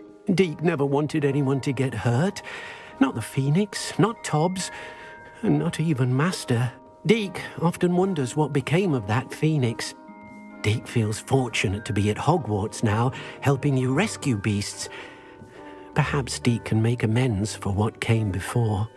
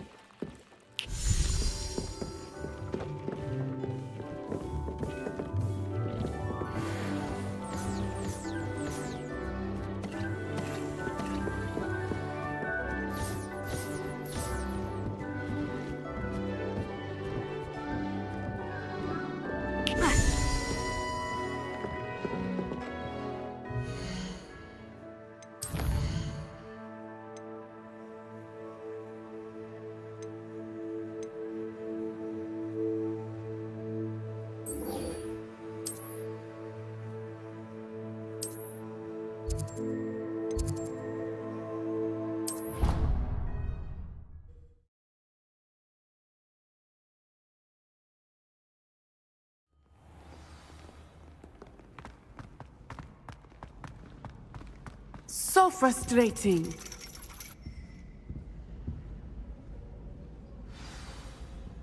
You wanted to speak with me, Mother? I had hoped to speak with you alone, Natsai. Your message mentioned your concern about an unusual creature that was spotted in the woods near Hogsmeade. That could have been anything. You know what it was, Natsai. I am allowed to leave the castle.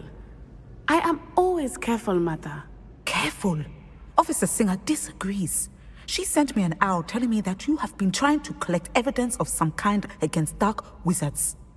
She berated me for not keeping a closer eye on you, and she is right. I do not want you visiting Hogsmeade for the near future. But Mother! My little gazelle, you are well-intentioned, but you must not meddle in the affairs of dangerous people. If someone had meddled in Matabeleland, Father would still be with us. I must get to class. Perhaps your friend can get you to listen to reason. So frustrating. She never listens to me. She called you her little gazelle. Is that a term of endearment where you're from? It is specific to me. I am the unusual creature in Hogsmeade she mentioned. Self-transfiguration is not taught at Hogwarts, so I am gently discouraged from practicing it. However, I am an animagus. And it is in my gazelle form that I have been able to wander the highlands rather freely until now. Much to my mother's chagrin. That is how I managed to spy on Rookwood and Harlow.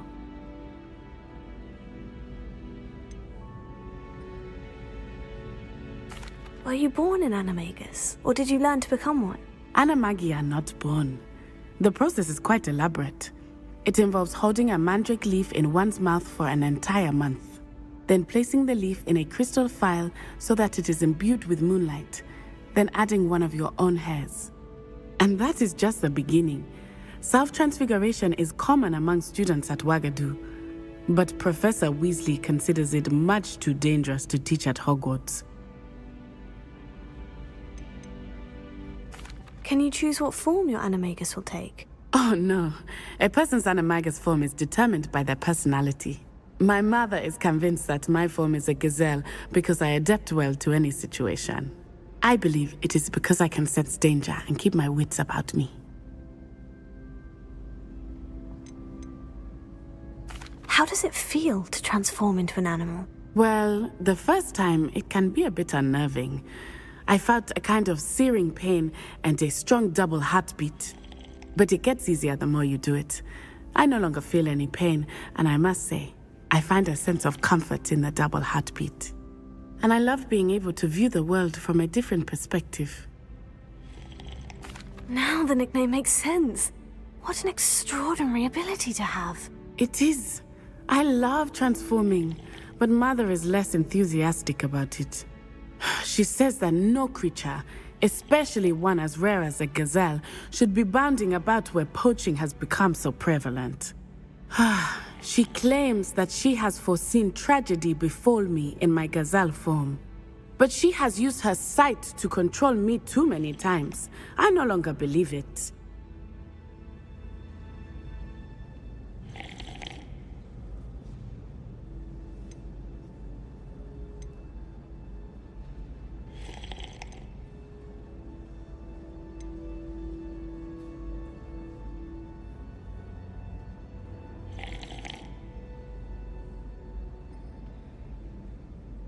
She's concerned for your safety. It may be best for you to stay away from Hogsmeade for now. That may be safe, but I do not believe that it would be best. Do you? You could have fled the moment you discovered that Rookwood, Harlow, and Ranrock were after you, but you did not. I choose to act as you have. I must deal with Rookwood and Harlow, not hide from them. My mother cannot know where I am all the time. Thank you for being here during that rather awkward conversation.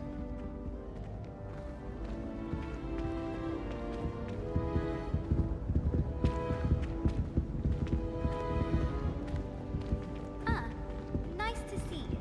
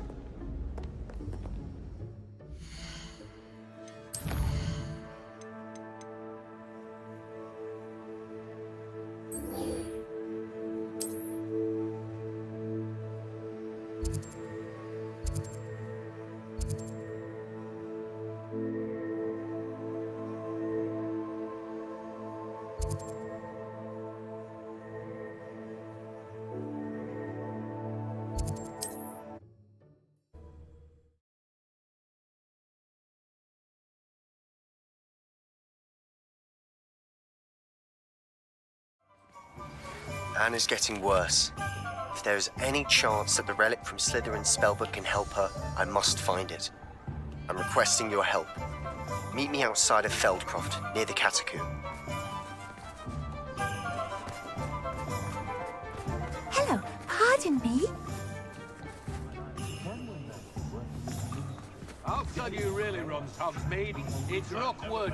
Rookwood and it... Everywhere I look, corruption's all I see. Hello there.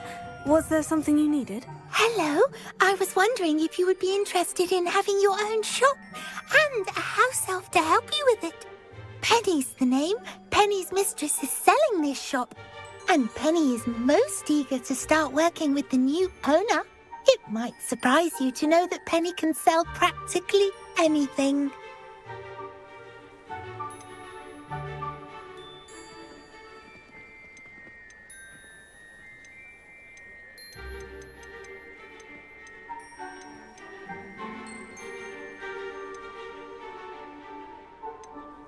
Oh, it would be wonderful to have a place to sell things and someone to help me. You'll be able to give Penny almost anything that you want to sell. It will be no work at all for you once the shop is up and running.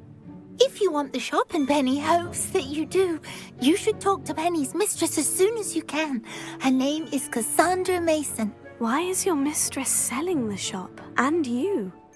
Penny cannot be certain, as Mistress Mason so rarely confides in her. However, she repeatedly mentions how tired she has become of trying to let the shop. She has had rotten bad luck with the last few tenants.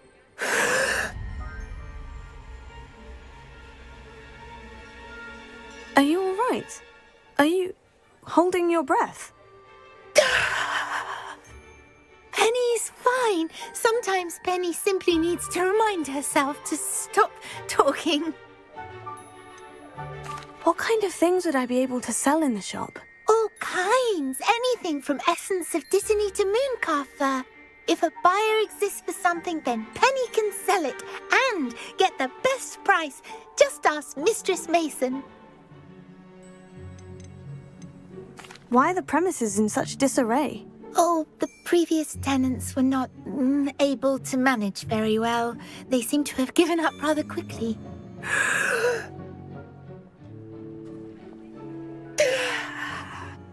Penny is perfectly capable of helping clean and repair, so the shop will be ready for business in no time.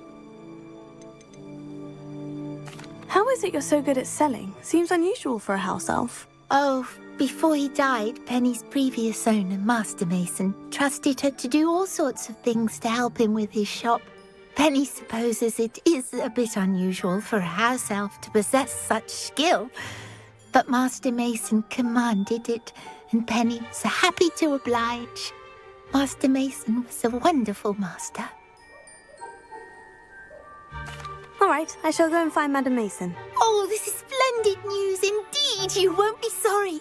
You can find Mistress Mason at her home on the north edge of the village. Penny does hope she gets to work with you.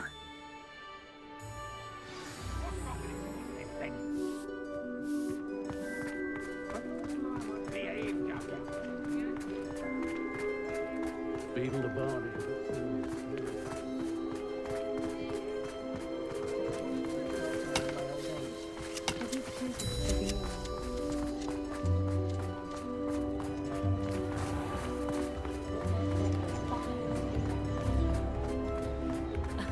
Revelio certainly does. Come now, don't be stingy.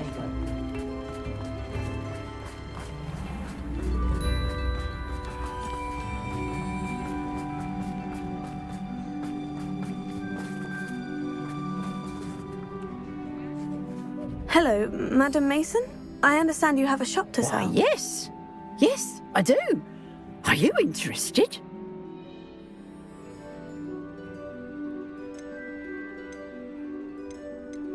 Yes, I am. I've always wanted to own a shop. How marvellous. I think you will find my terms quite generous. But, and do please forgive me for asking, don't you think you might be a tad young to own a shop?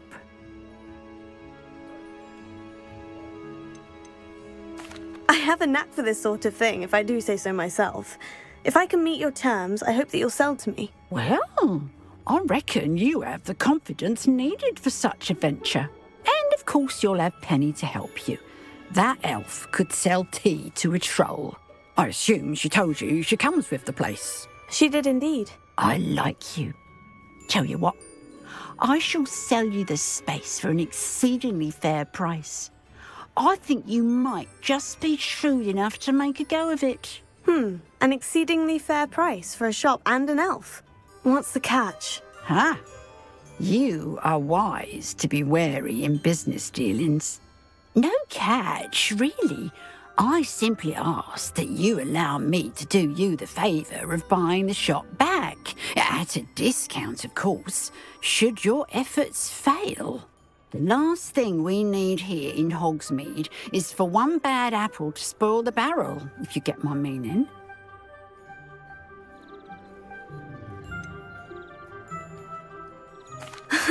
Your faith in me is overwhelming. You're sorely mistaken if you think I'm going to fail. There's that confidence again. And, of course, I wish you every success. Do we have a deal? What precisely do you mean, should my efforts fail? Honestly, I only mean that if for some reason you're unable to keep the shop going, I could help you cut your losses. That's all. But, as you've implied, the odds of that happening are remote. The shop seems to be in an ideal location. Why has no one purchased it yet? It is indeed. But I've just decided to sell. I've grown weary of being a landlady. My late husband was the one with a passion for shopkeeping and business in general. You'd be wise to take advantage of this opportunity before the offers start rolling in. It looks to be rather a mess. Why haven't other tenants been able to make a go of it there? As you've no doubt considered, running a shop is not as simple as those less savvy might think. The new owner, however, will have something that previous tenants did not, the benefit of Penny's particular prowess. Her assistance will make all the difference, I should think, in both getting the shop ready for business and ensuring its success. It does sound intriguing, but I need to consider my finances first. I'll come and find you if I'm interested. Very well, but I won't be able to keep the shop available for too long. If you do want the shop, I'd advise you to return to me as soon as possible. Hello again. You know, the shop won't be available forever. Penny's... Madam Mason, about the shop. Yes? I've decided I'd like to go ahead and purchase the shop. I have to say I'm impressed. You are a remarkably resourceful student. I am indeed. And brave. You won't be sorry. Give me the money and I shall get the paperwork filed immediately.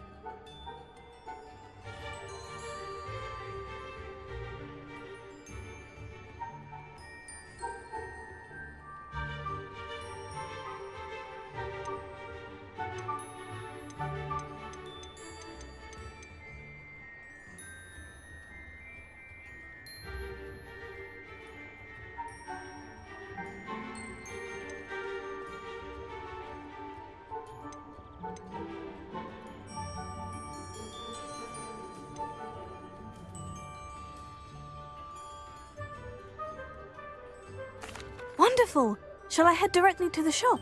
Please do. Oh, one more thing. Since my husband died, I've not been able to bring myself to retrieve some of his personal items. They're in a chest at the back of the shop. Penny has the key. As you get organised, I would be terribly grateful if you could help an old widow and gather his things for me before you open for business. I wish you the very best of luck in your endeavours. Penny will meet you there.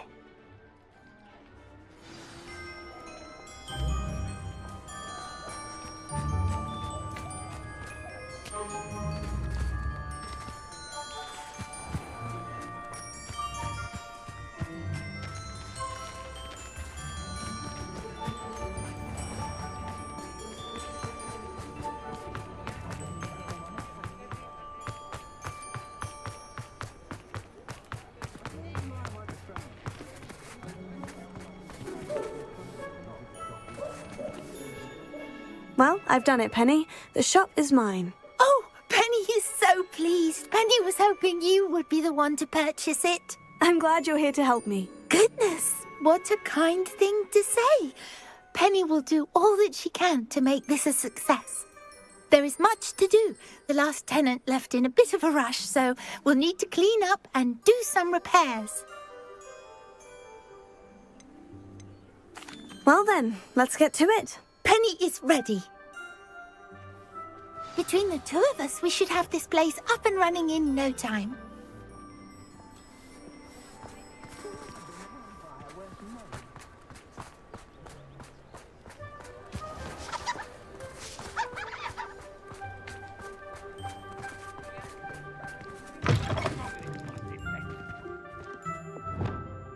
Repairer.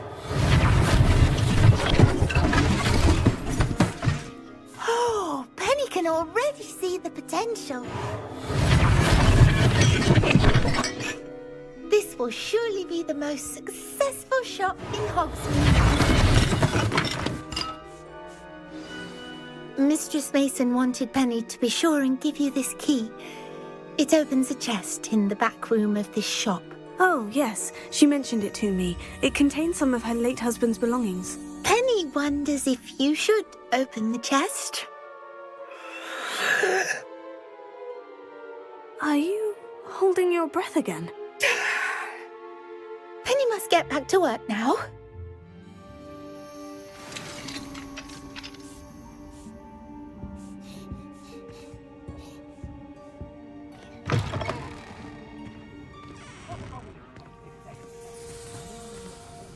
Revelio.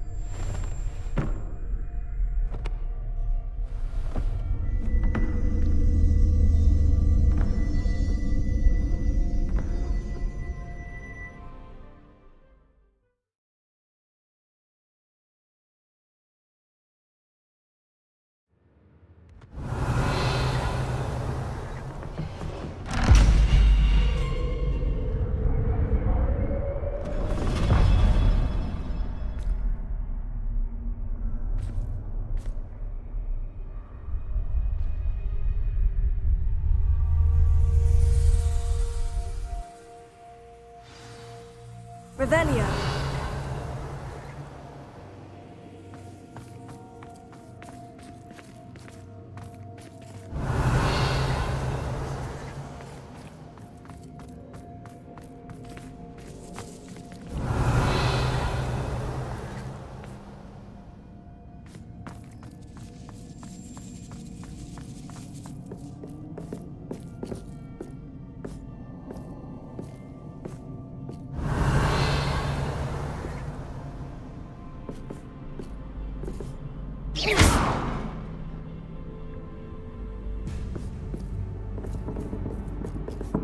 That's odd. Why would someone store one hat in here? Revelio.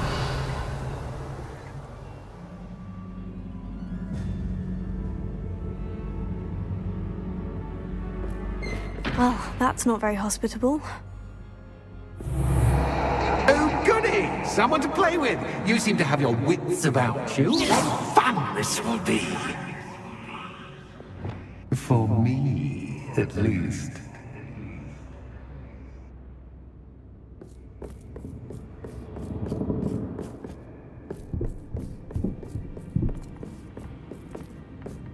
Lumos.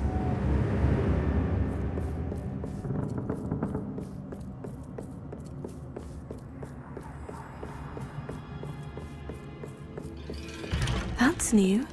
Onwards, I suppose. What in the... Who's there?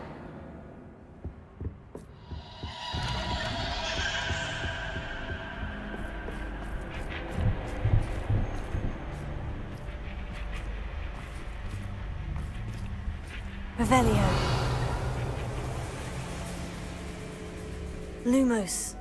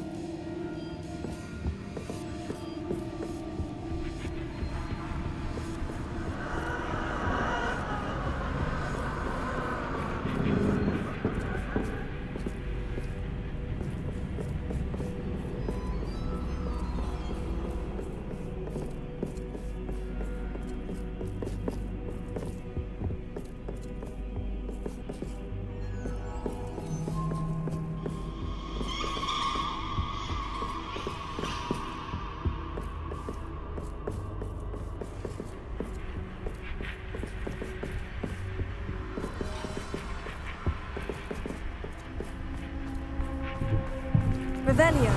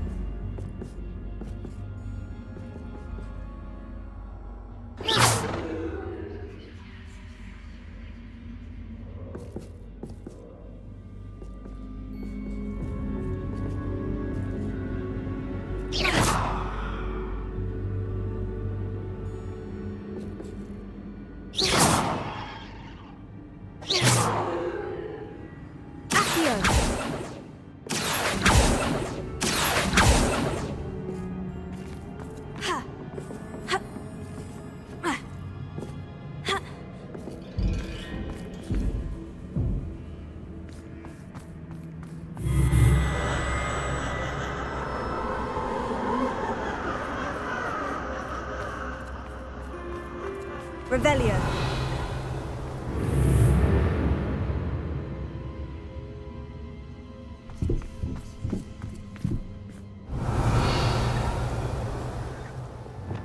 Lumos.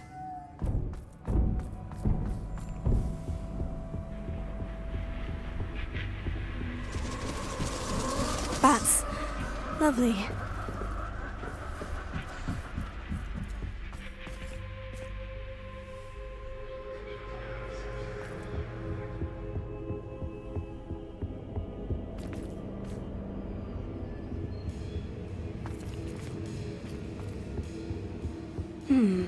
Seems as if I should hang something there.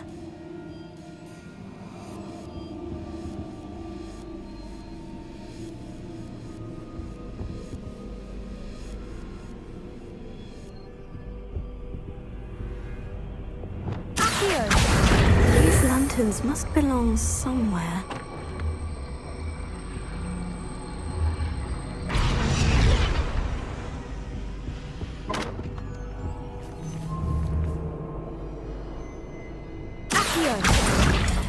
Wingardium Leviosa. Perhaps the lanterns are meant to be hung on the hands.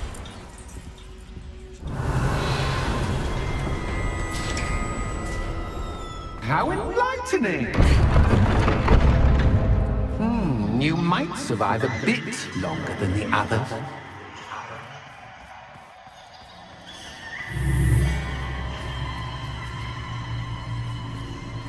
Lumos.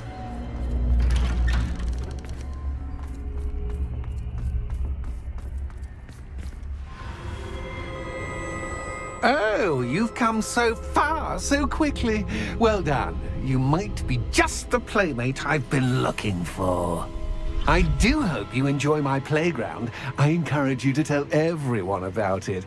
If you make it out, that is. Please try. If you get to the end, perhaps we can come to some sort of arrangement. I do want your shop to succeed, after all. What's the saying? Two sides to every story.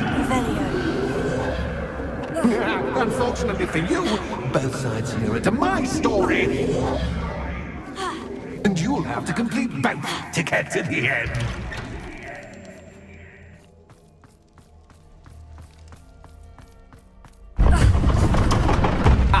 You've chosen the scholarly route.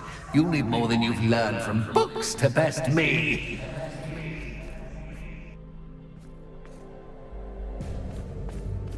Lumos. Revelio.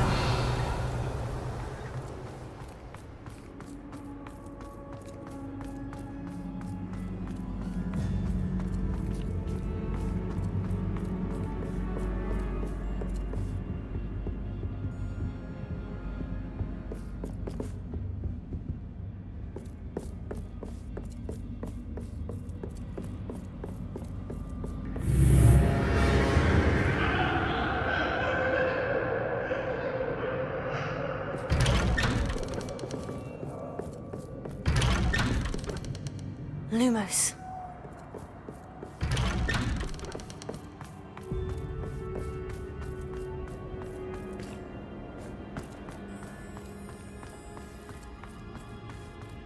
Oh, déjà vu. Watch it.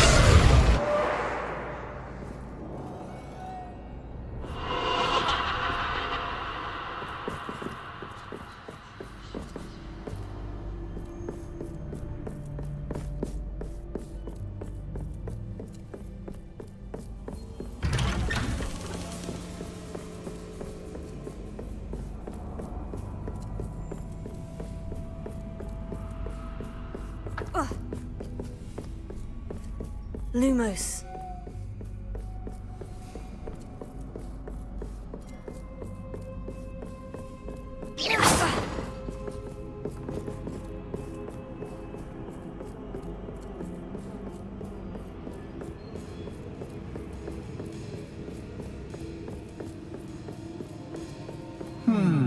Running in circles, are we? Perhaps you should retrace your steps.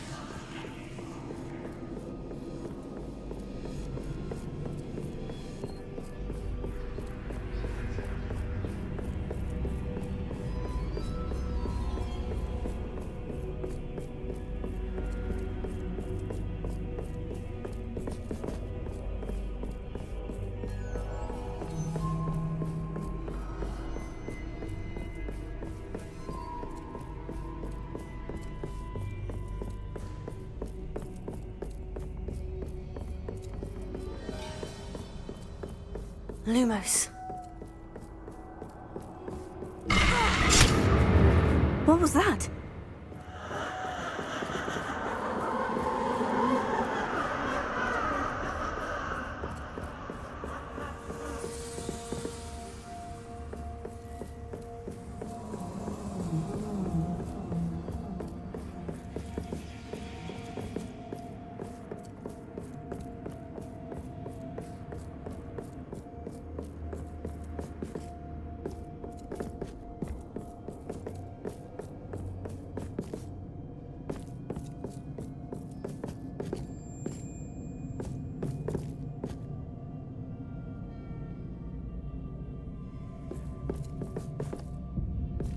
Revelio.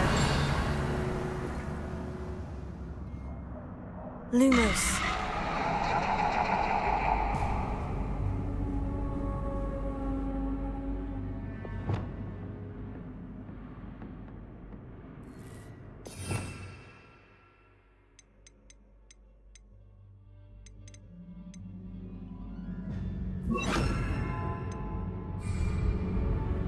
Bombarda! Lumos.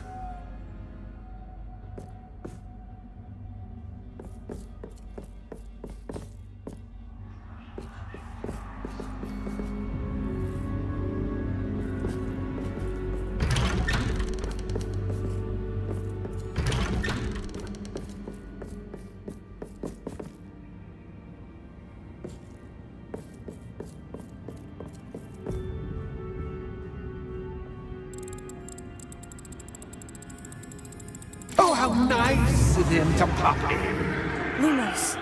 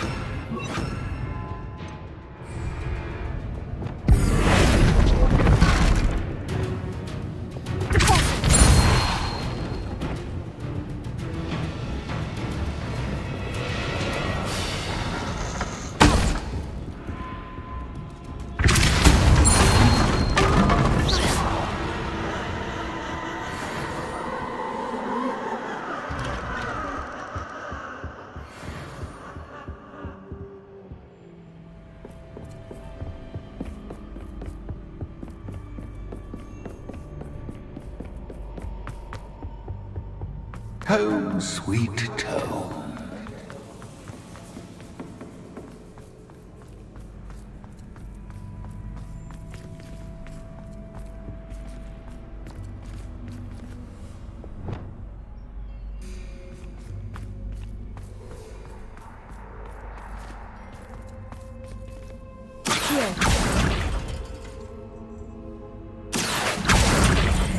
Wingardium Leviosa.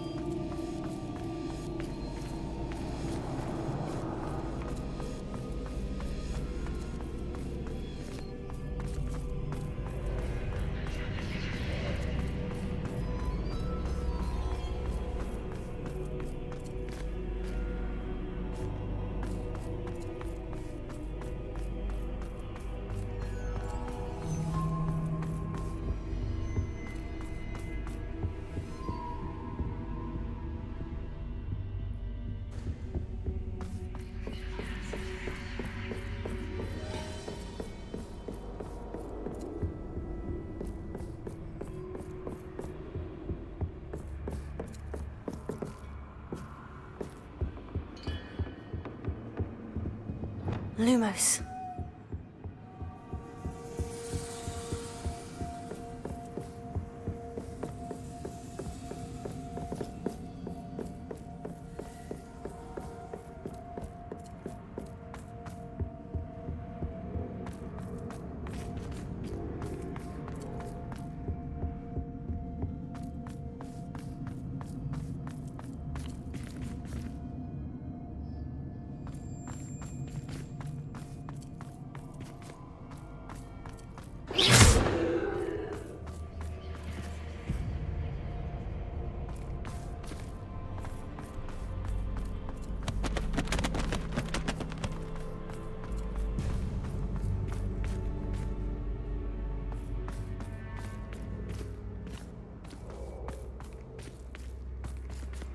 Revelio.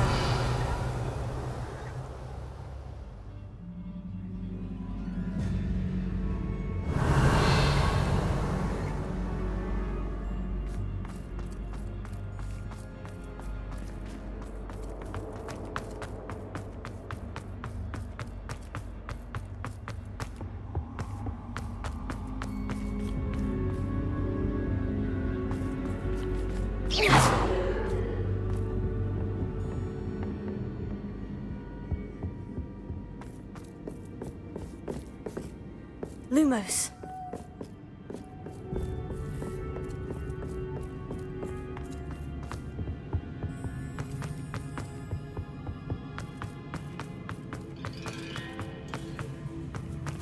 Revelio.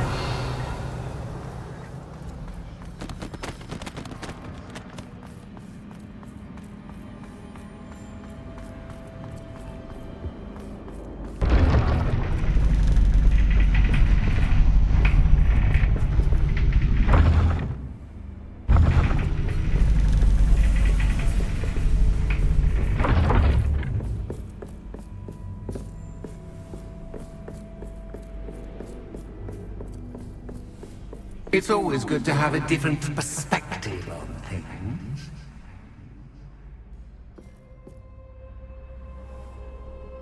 Revelio.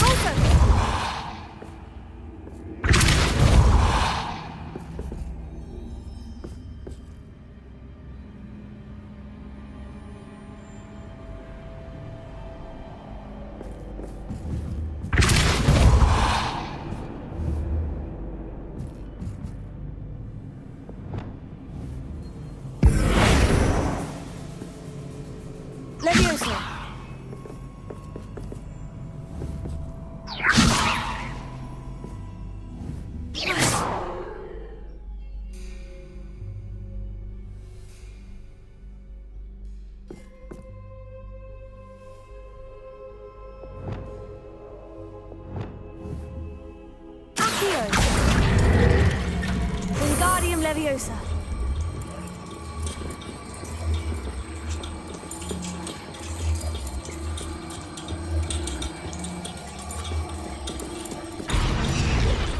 So much fun to be had. My head is spinning.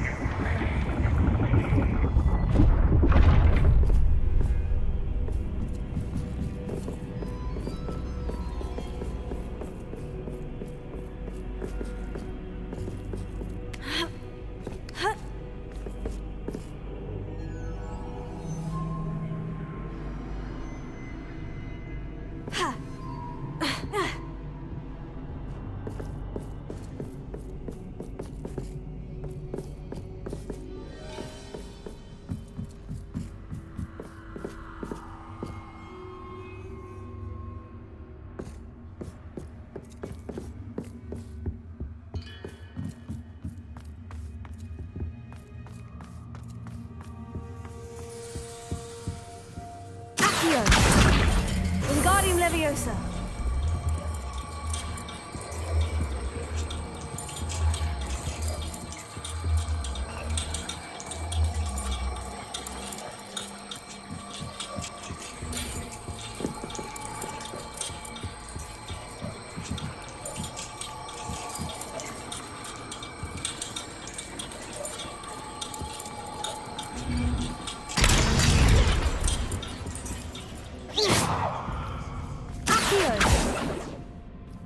Confringo!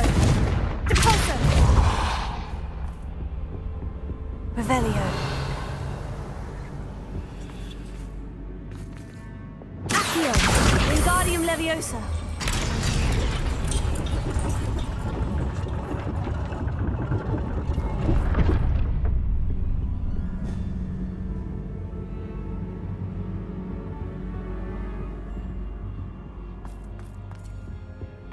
Perhaps I should pull the lantern into this room to cause the room to rotate again. Accio! Wingardium Leviosa!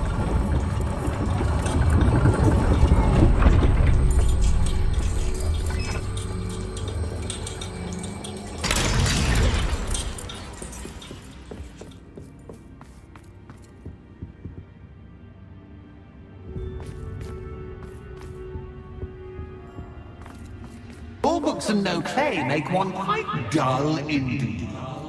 Revelio! Accio! Wingardium Leviosa!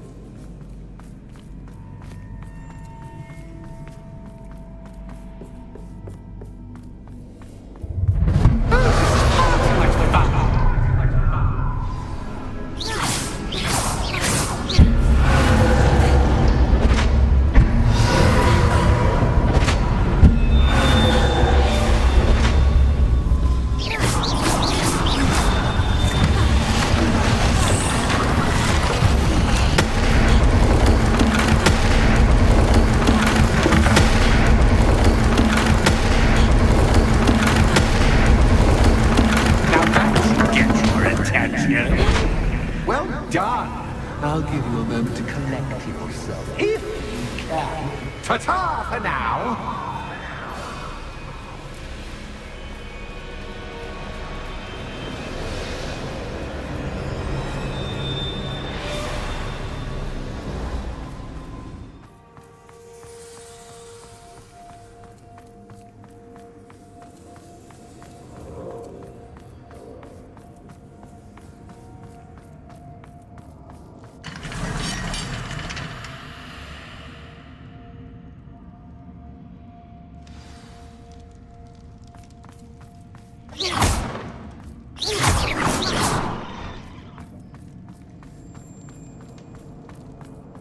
I simply adore this blooming place, don't you? You know, foliage, like most living things, won't survive for long in the darkness.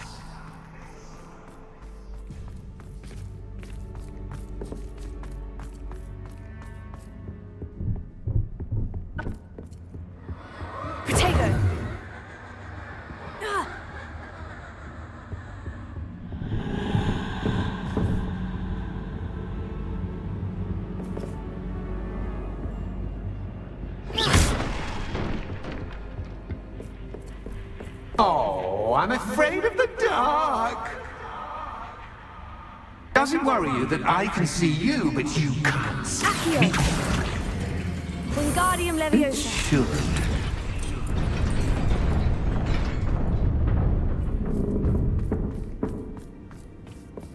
I'd offer you a seat, but I'm rearranging the furniture.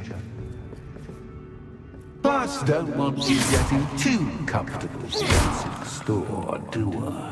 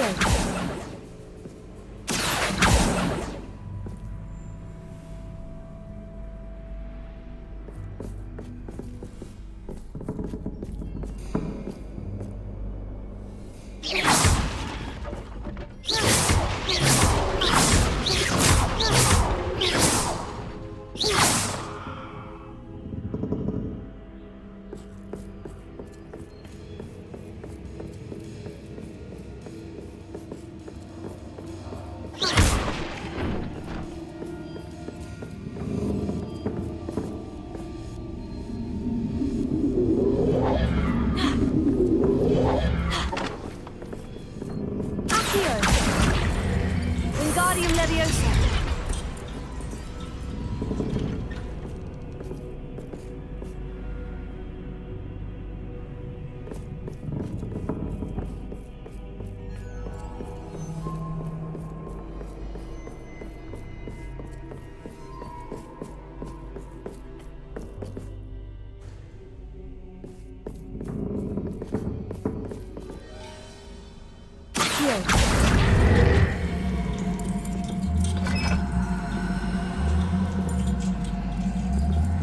Wingardium Leviosa.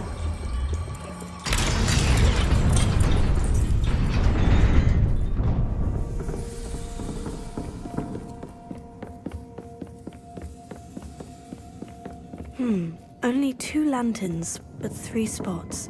Perhaps I should move them around to open the door and build the platform.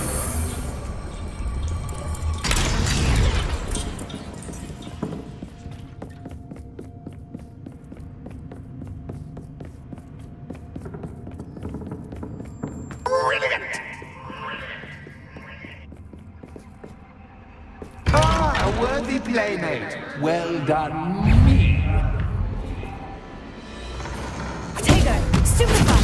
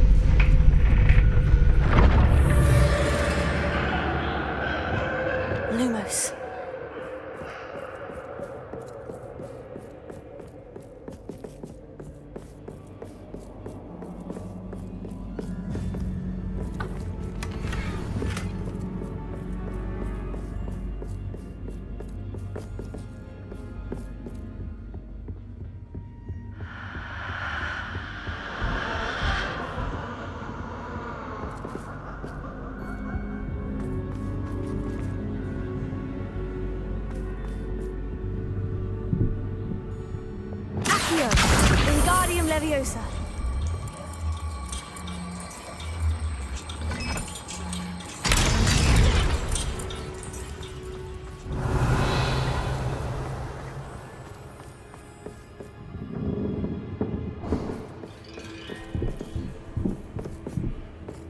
Here. Wingardium Leviosa.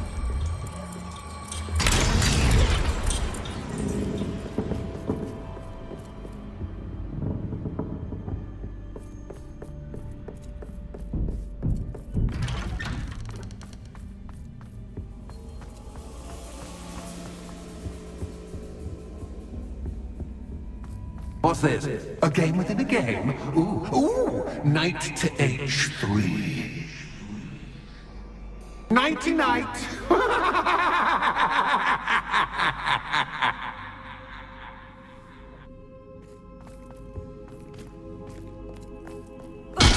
was hoping you'd fall for me, but this is a That bit... was the wrong square.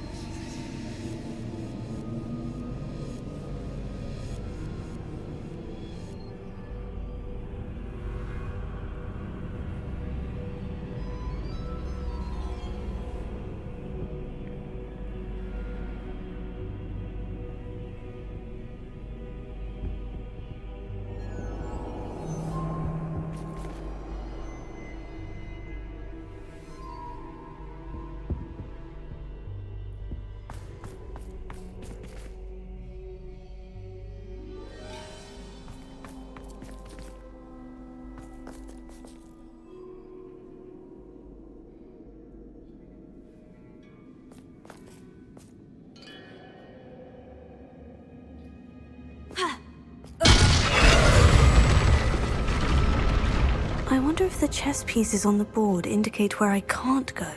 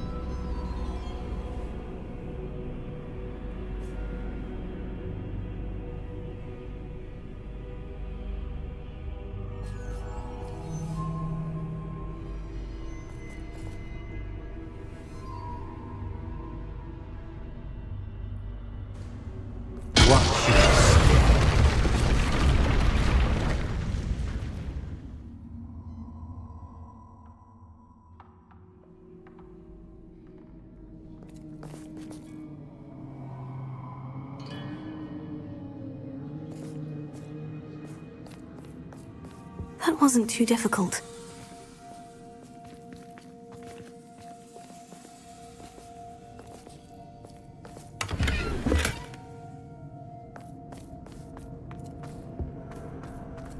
Oh, goodness! I do hope you're having as much fun as me. I think I'll keep you around a bit longer.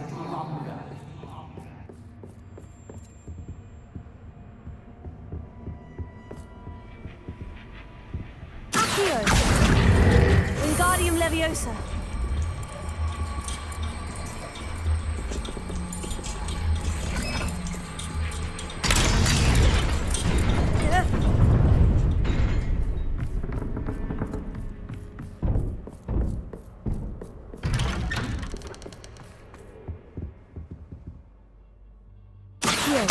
Wingardium Leviosa!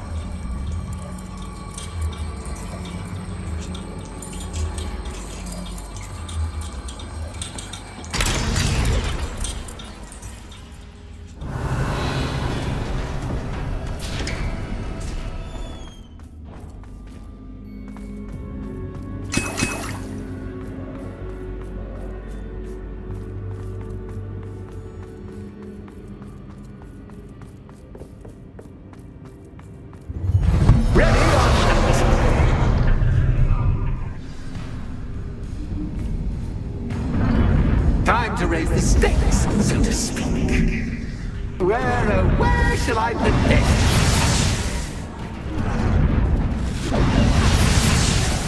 Where shall I put this?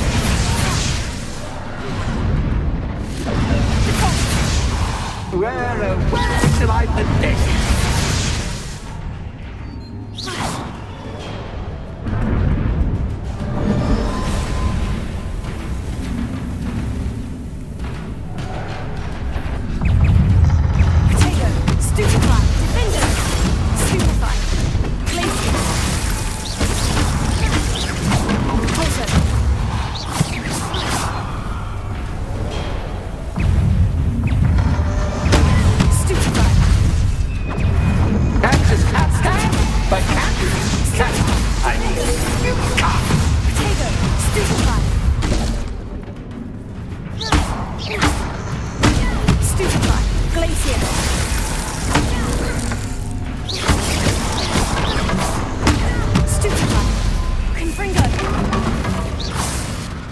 Now that should get your attention. Well, this has been fun.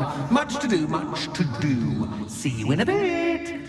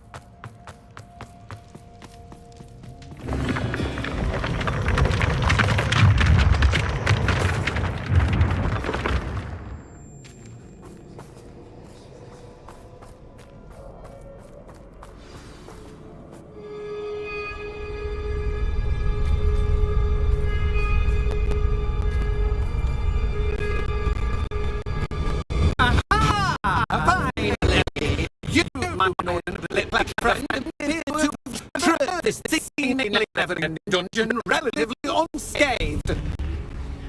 And now I suppose you'll want to go. Everyone leaves me, usually in a straitjacket, never to return. I'm starting to take it personally. I'm tired of having no one to play with. Ooh. Tell you what, I'll make you a deal. If you can match wits with me now, and agree to give me unfettered access to the shop for, say, 1 day a month to have a little fun, I'll sign a contract. Pursuant to which, let me see, I will blah, blah, blah, blah, blah, blah. Oh, yes, leave you and your customers alone at all other times, etc., etc. You get your shop, I get my chaos. Sound acceptable? Excellent! Let the games begin!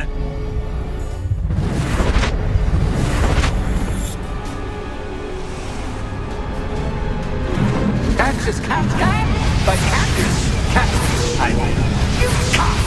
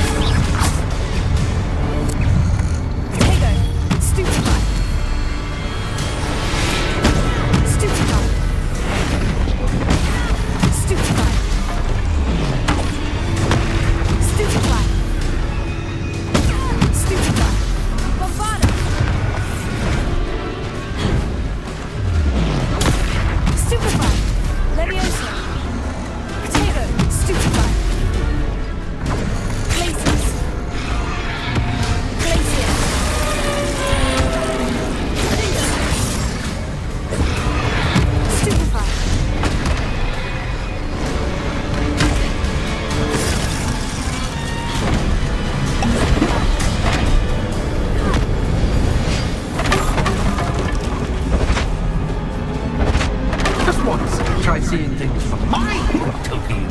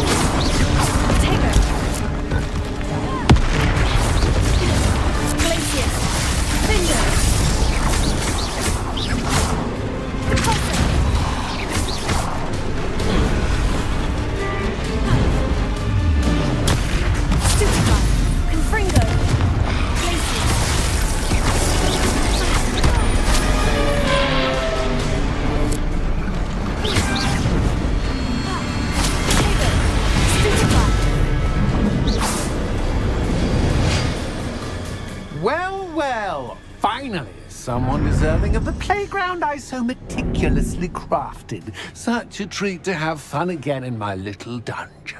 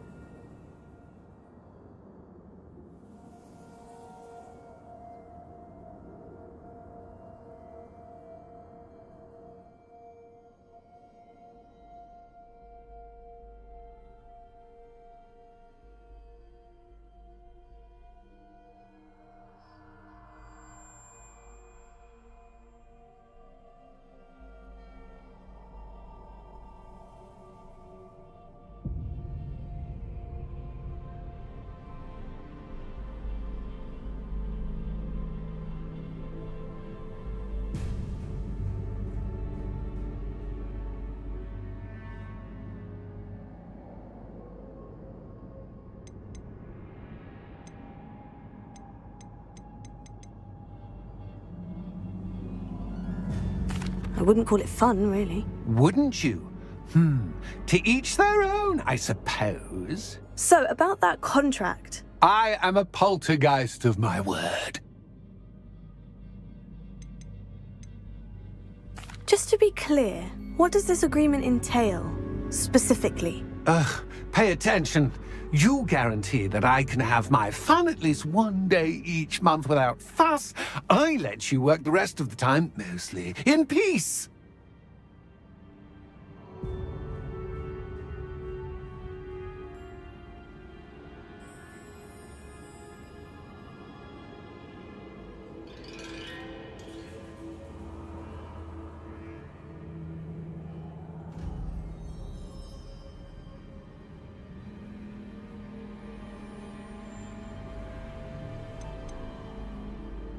Why would you enter into such an agreement? Much as I love banging about the place, it's no comparison to seeing customers' faces when I bonk them on the heads with a chocolate frog.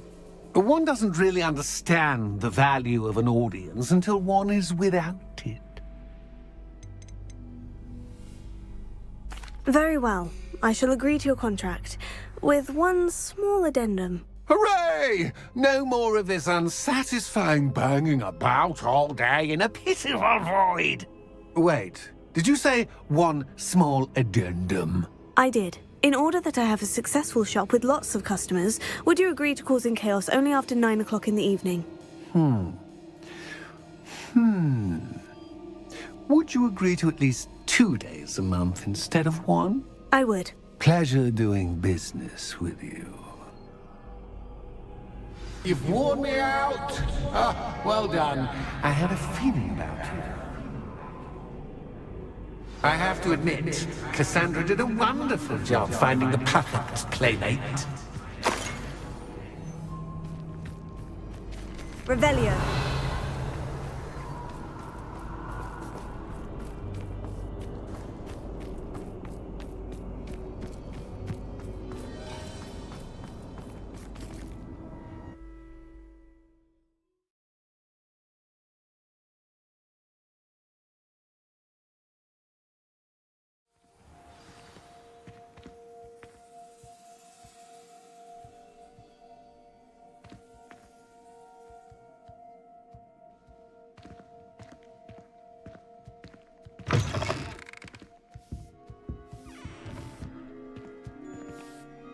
Hello, Penny. Penny is so glad you're back.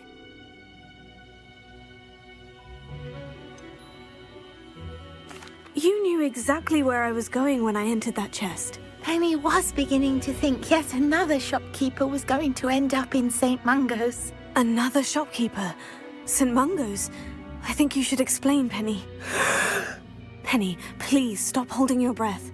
Tell me what's going on. Oh, please forgive Penny. Penny is forbidden from telling you anything. But how can you be forbidden from telling me what's going on? I purchased the shop. Penny is confused. Penny thought that if you came back, you would own the shop.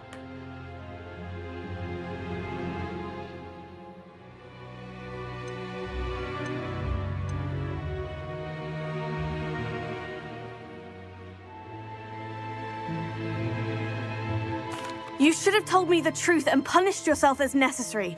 I need to go and find Officer Singer. Penny is so sorry. Penny wanted to tell you everything. Truly. Surely Officer Singer will know what to do. Penny will wait right here.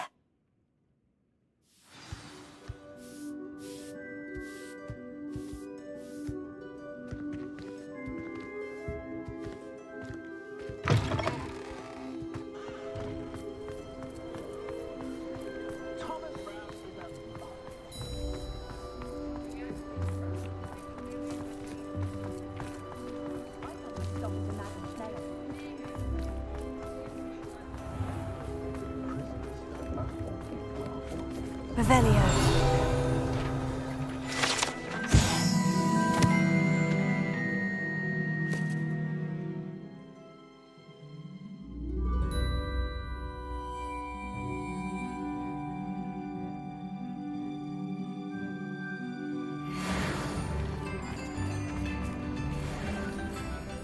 Officer Singer, I have some information you might be interested in. Ah, good to see you again. What can I do for you? Cassandra Mason sold me her shop and then tried to drive me mad in a haunted dungeon. Cassandra Mason sold you her shop.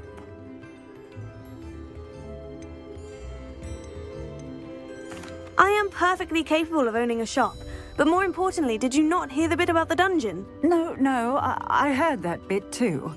And according to the house elf that came with the shop, she's done this sort of thing before, repeatedly. I wondered what was going on. She seems to have had a great deal of trouble keeping a tenant in that shop.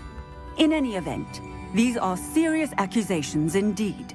Perhaps a little visit with Cassandra is in order to clear this all up. Shall we?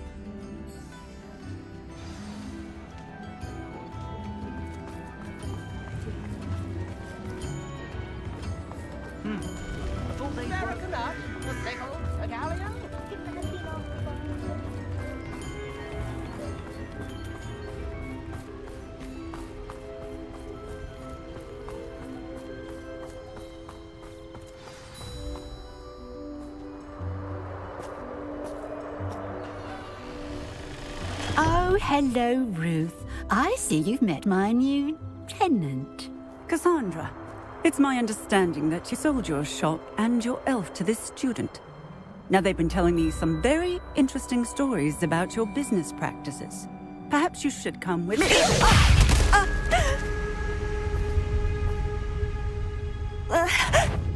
Stop her! Confringo! Stupid!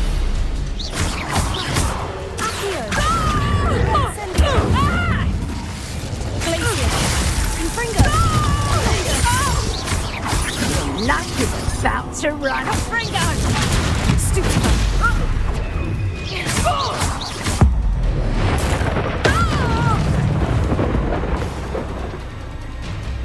What on earth are they teaching you at that school these days?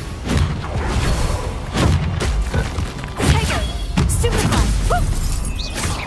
Oh! Confringo!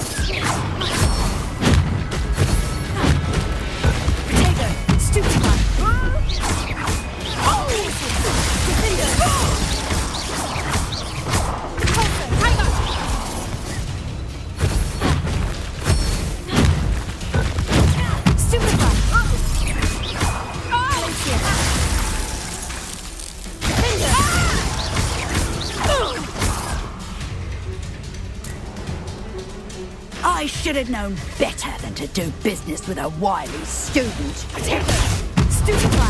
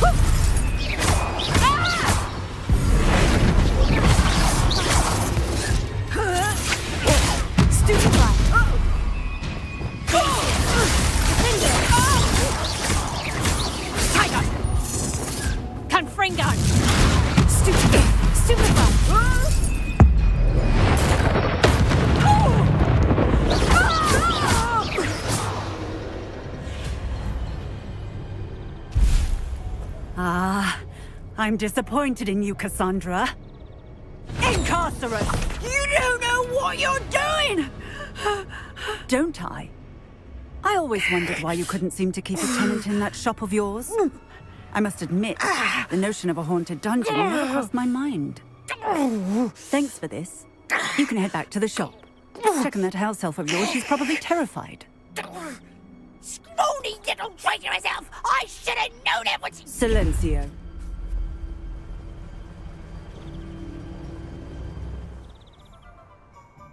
Oh, and not to worry. Cassandra will immediately file the paperwork needed to grant you ownership of both the shop and the elf. On her way to Azkaban. Thank you, Officer Singer. Best of luck to you as the newest shop owner in Hogsmeade.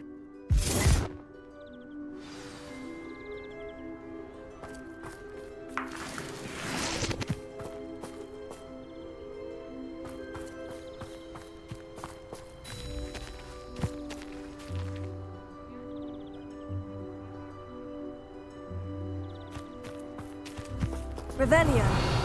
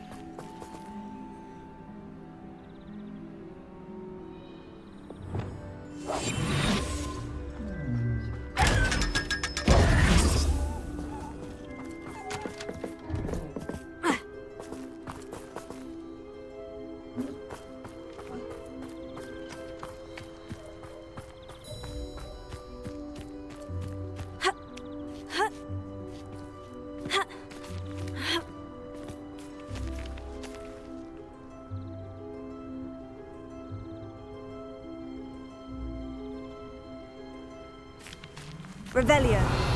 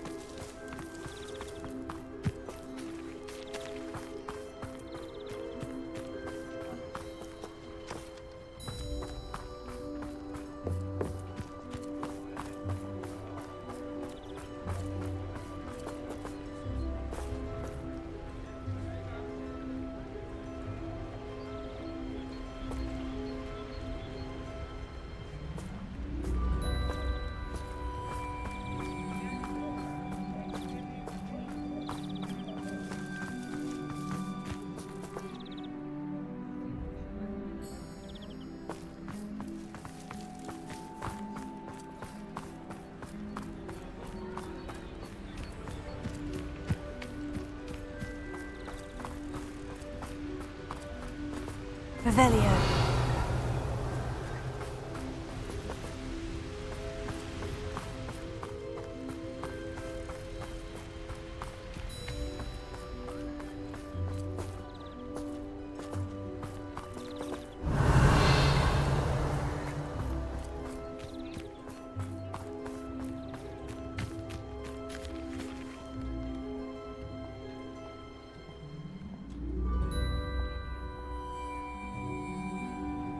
Revelio.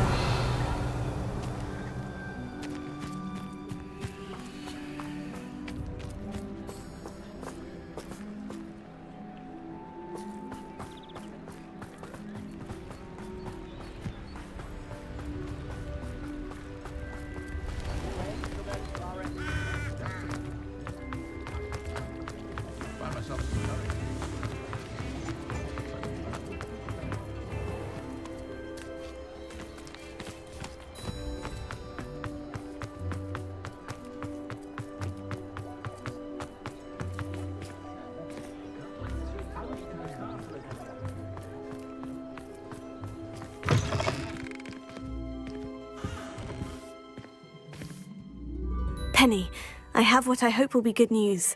Officer Singer confirmed that ownership of the shop has now transferred to me. Oh, well, that is good news. Penny is so relieved. Penny had the most difficult time keeping the truth from you. Penny promises to work as hard as she can for such a kind new owner.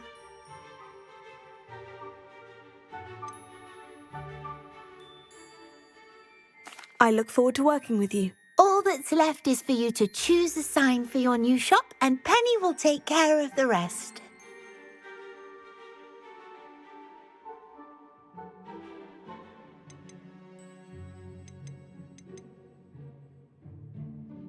I choose stitches and drafts. Excellent choice. Have a look outside. Thank you. I shall work on collecting items for the shop's inventory. Oh, and Penny, we'll be closing the shop by 9 o'clock every night.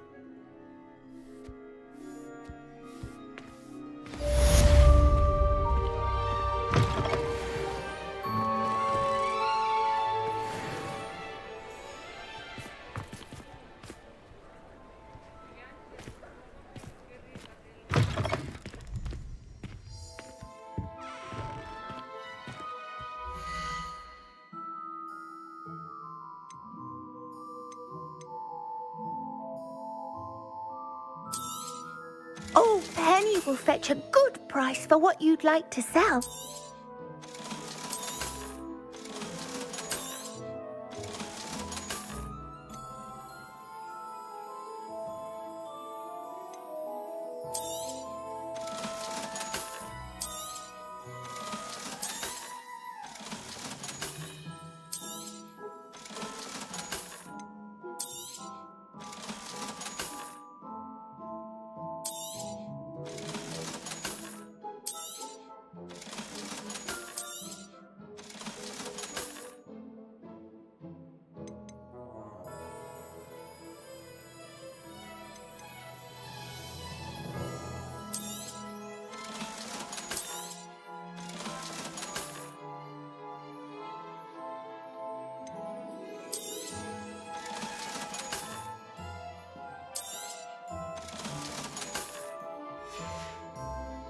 Penny wishes you safe and wondrous travels.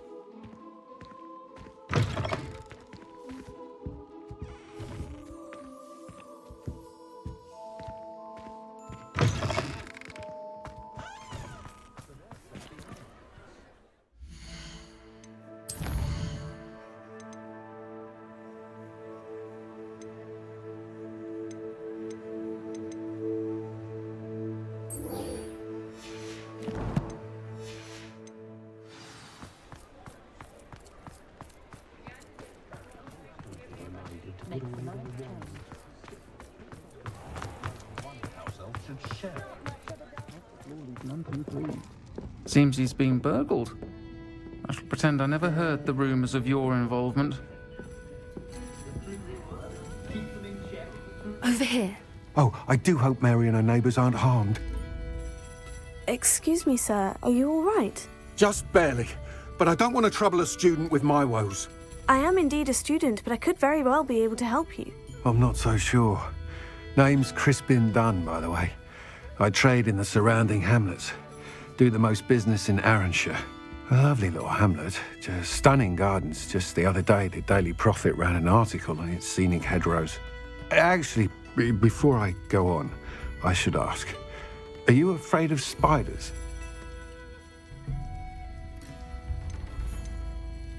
Spiders don't bother me at all. You'd be impressed by how many I've dispatched lately. Lucky you. The hamlet's overrun with the vile things, and they're acting abnormally aggressively. I'm concerned about my customers, of course, but it appears that most of the hamlet's residents fled to safety. It's my friend Mary I worry about. I haven't heard from her, and I fear she's trapped in her cottage. Understandable. But why don't you check on her yourself? I would, but I have a crippling fear of the eight-legged beasts, which I, unlike you, seem incapable of conquering. I don't know what to do. Can you think of anyone who can help Mary? Why are there so many spiders in Arranshire all of a sudden? I honestly don't know. I've never seen so many spiders in all of my life. It's almost as if someone's breeding them.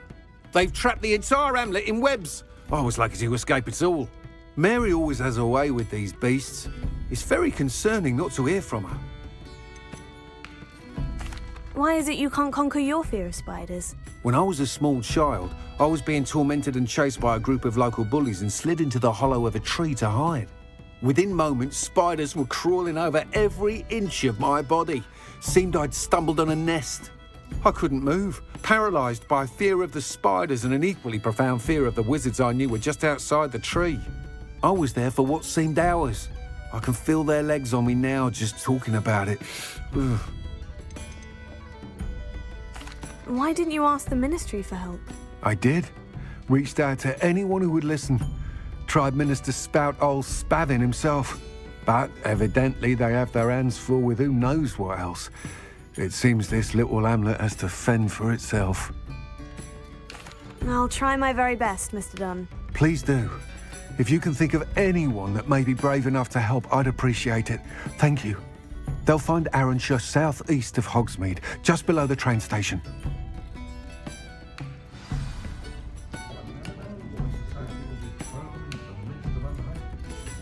This is a change of pace from our last outing. Don't remind me. The thought of that tent still makes my blood boil. I've been thinking about those poor dragons in the fighting ring. The collars they were wearing, they appeared to be goblin silver. I think a collar is precisely what we found at that poacher camp. I've never known poachers to use anything like that before. The dragon that attacked my carriage was wearing a collar. And Professor Fig was genuinely baffled by its behavior. That attack always did strike me as a little strange, seemingly coming out of nowhere. Surely you aren't suggesting that the collars somehow control the poor creatures? Exactly. Merlin, I don't think the dragon we set free was wearing a collar, but we should check. And if we can find her, we can return her egg.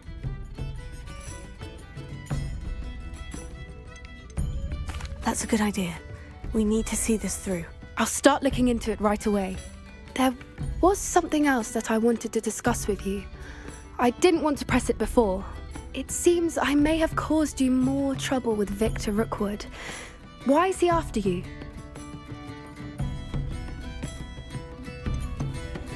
Rookwood is working with Ranrock, and Ranrock is after something I found at Gringotts.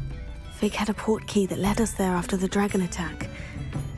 It's a bit of a long story, and Fig had asked that I not speak of it yet. Goodness. Well, that certainly helps to shed light on what we saw at the tent. Don't worry, I'll guard your secret as if it were my own. I shan't press for more details. In fact, I should probably be going. I'd like to track that dragon down as soon as I can. I'll let you know when I have news of her location.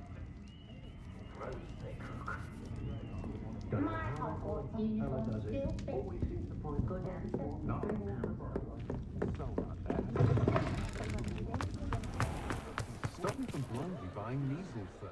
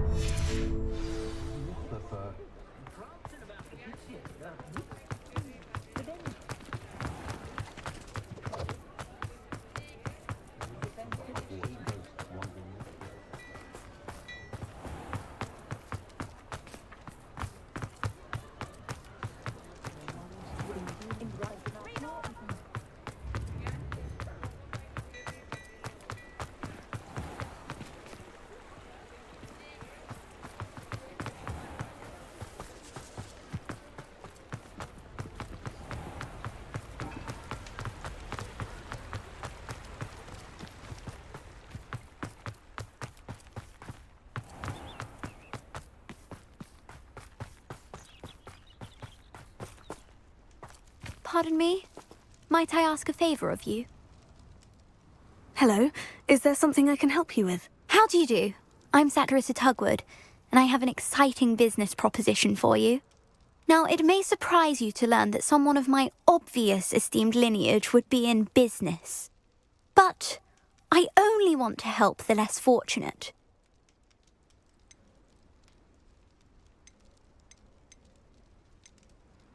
How magnanimous. Oh, there's more. You see, I've been experimenting with a new beauty cream. A cream that will rid our glorious school of the hideous, greasy pustules plaguing our poor pubescent classmates. But I've run out of the key ingredient, Booba-Tuba pus. Booba-Tubas do grow in the Forbidden Forest, however. If only I could pay someone to collect a few for me. What precisely are Booba-Tubas? Disgusting things, really, covered in protrusions. One needs to squeeze them to collect the pus. They smell simply awful and seem to move on their own. Ugh, I wouldn't go near the things if it weren't for my devotion to my classmates. How on earth did you discover that Booba-Tuba pus clears one's skin? One cannot rely on spells for all appearance enhancements. The errant cast, for example, could relocate one's eyebrows entirely rather than merely thinning them. My darling and now perpetually surprised-looking neighbour discovered that on her own. Poor thing. I am convinced that beauty potions are the future. I'm forever looking for ways to make this world a more beautiful place. I suspected that if pure Booba-Tuba pus could cause boils, an altered form would likely reverse such abominations. And I was correct. I can try and find some for you if I have the time. Marvellous. I'd go myself, but I don't want to. I only need a few Booba-Tubas, but they grow wild, so you'll have to look around. Our spotty classmates are counting on you, so you mustn't tarry. Into the Forbidden Forest for Booba-Tubas. I hope it's worth the risk. Saccharissa, what did you ask me to do again? Gather Booba-Tubas from the Forbidden Forest for my new pimple cream formula.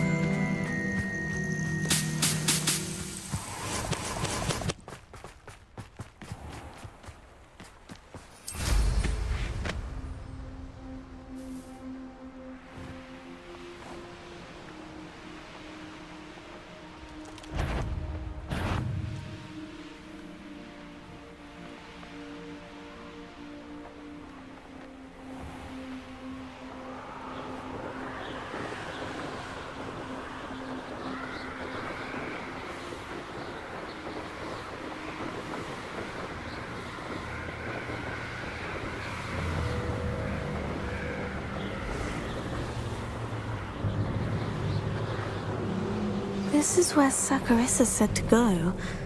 Now, where are those Booba-Tubas?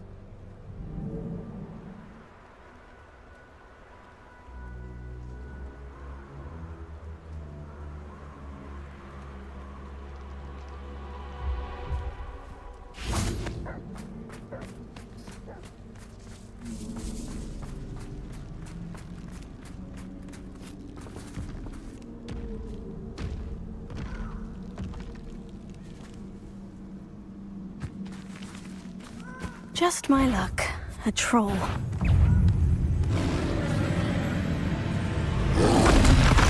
Taylor! Stupefy!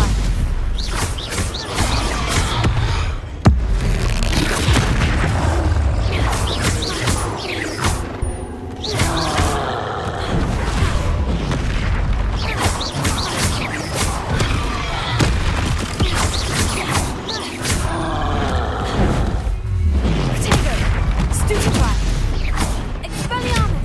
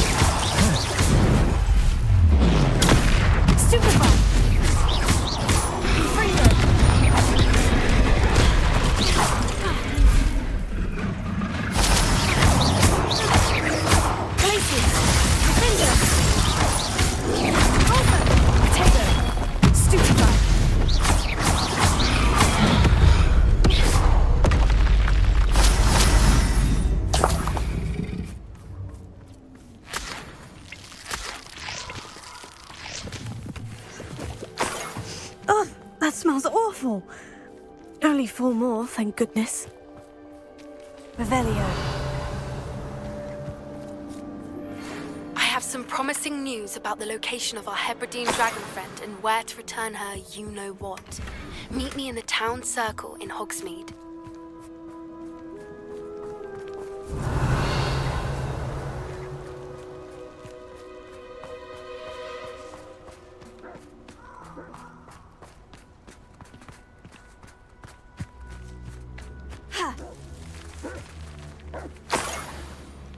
Revelio. Confringo! Potato!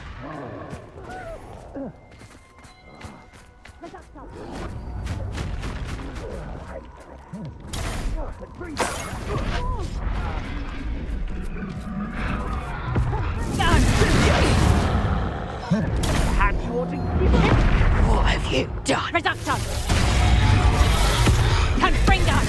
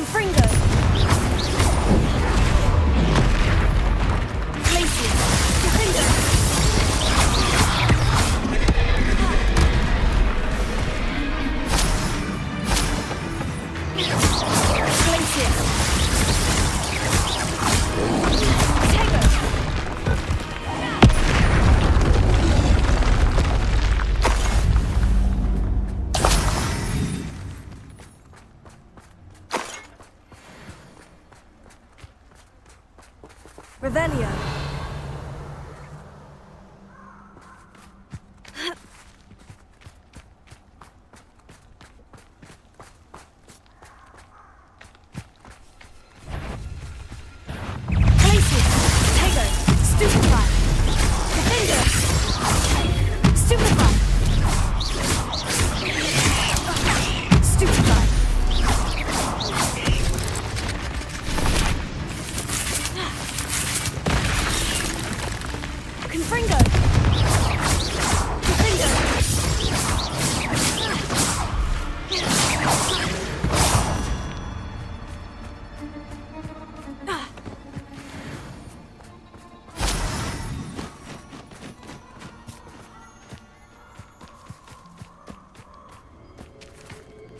That should do it. I'd better get back to Saccharissa now.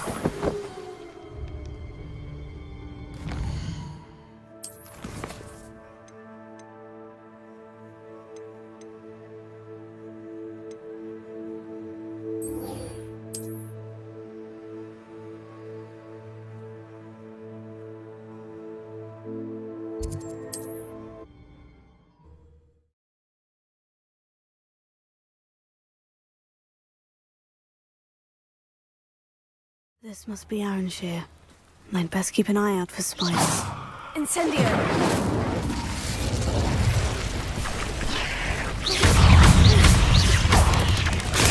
Stupefy. Confringo. Finger.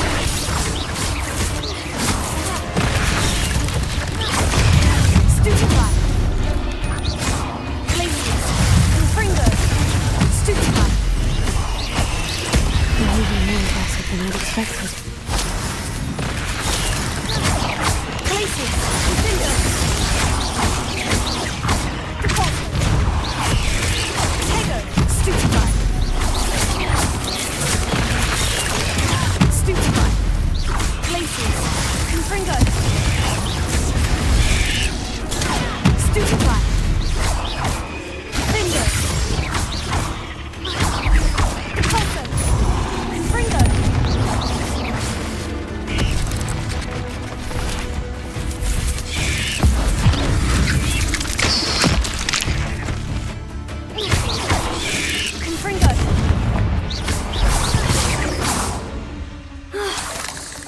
Surely that's the last of them. Confringo!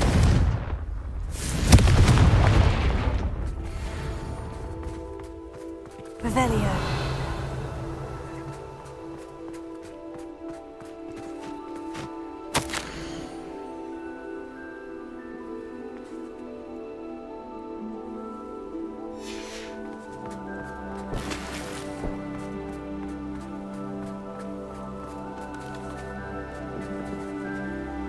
Ah, the absconder!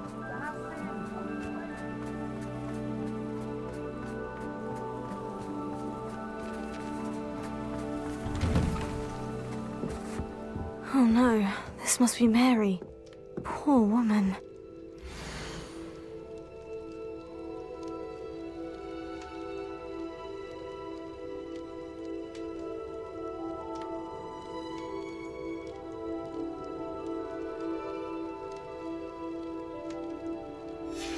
If Mary was breeding these things in her cellar, that means there are more underground.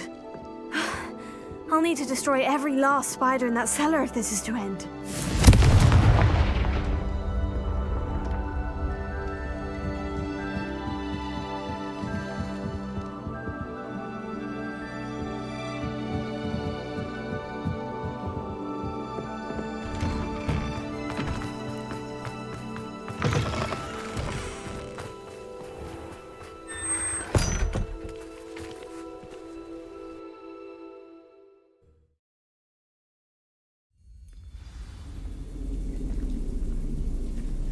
This is where Mary bred the spiders. They're not here now.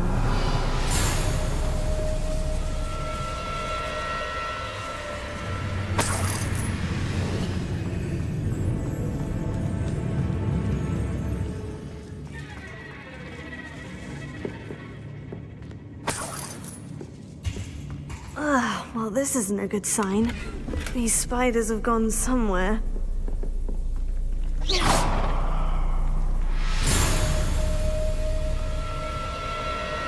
Revelio.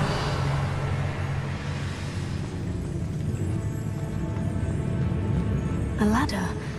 I'm not sure I want to know where this leads. Best be ready for whatever I may find down there.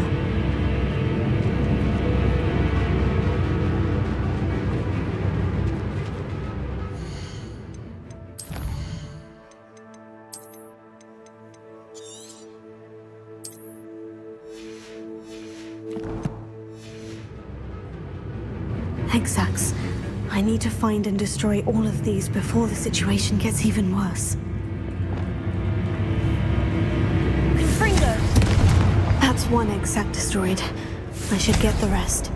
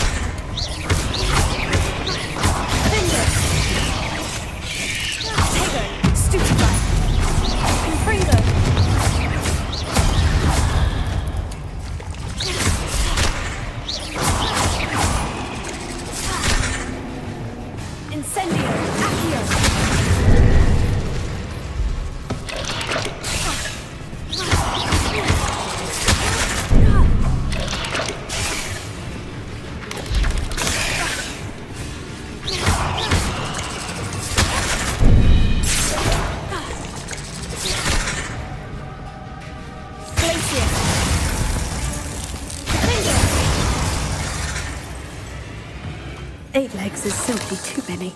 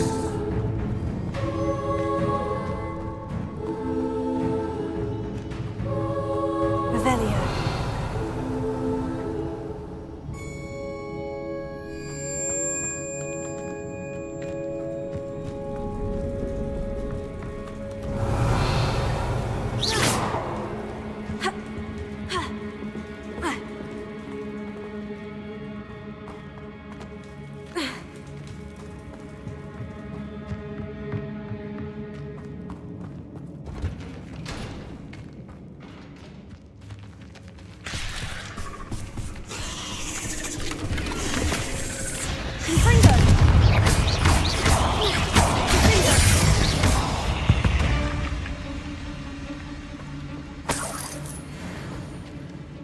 Revelio.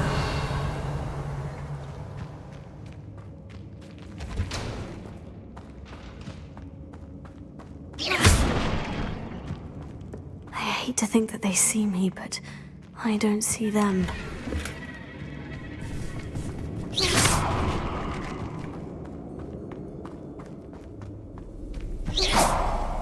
Revelio.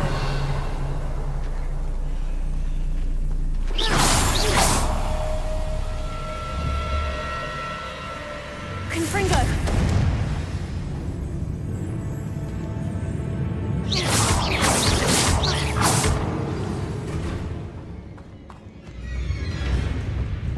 Revelio. Confringo! Half finished, but I need to destroy all of the exams. Confringo!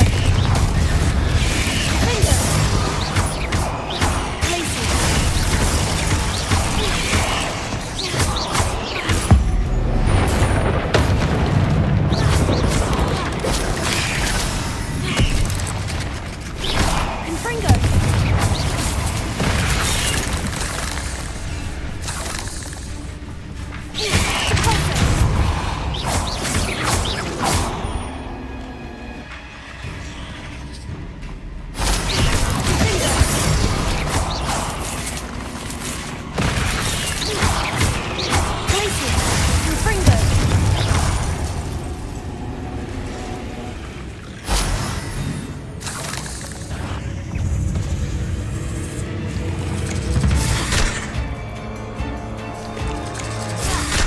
Lacey!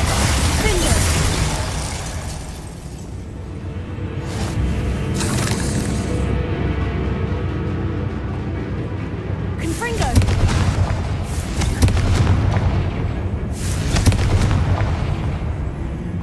Revelio.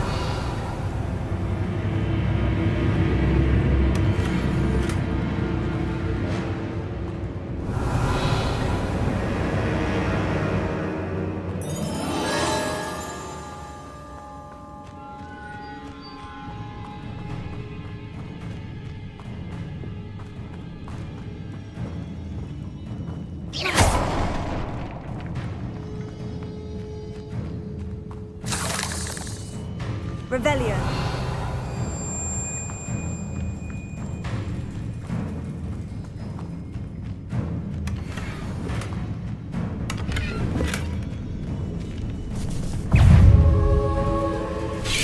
Potato. Stupefy. Confringo. Confringo. Lacey.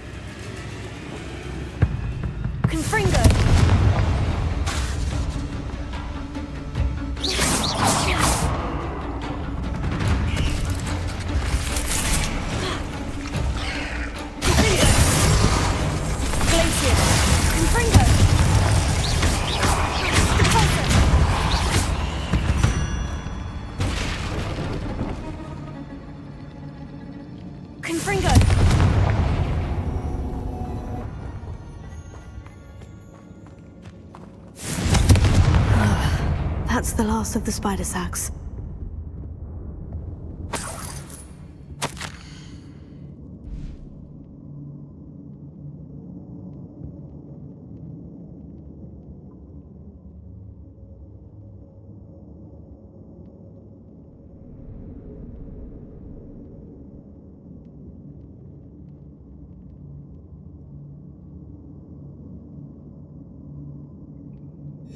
I suppose I know what happened to Mary Portman now.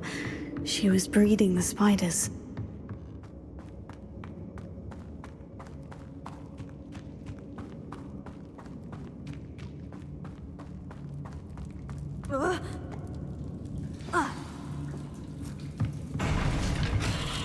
I hope that's the last spider.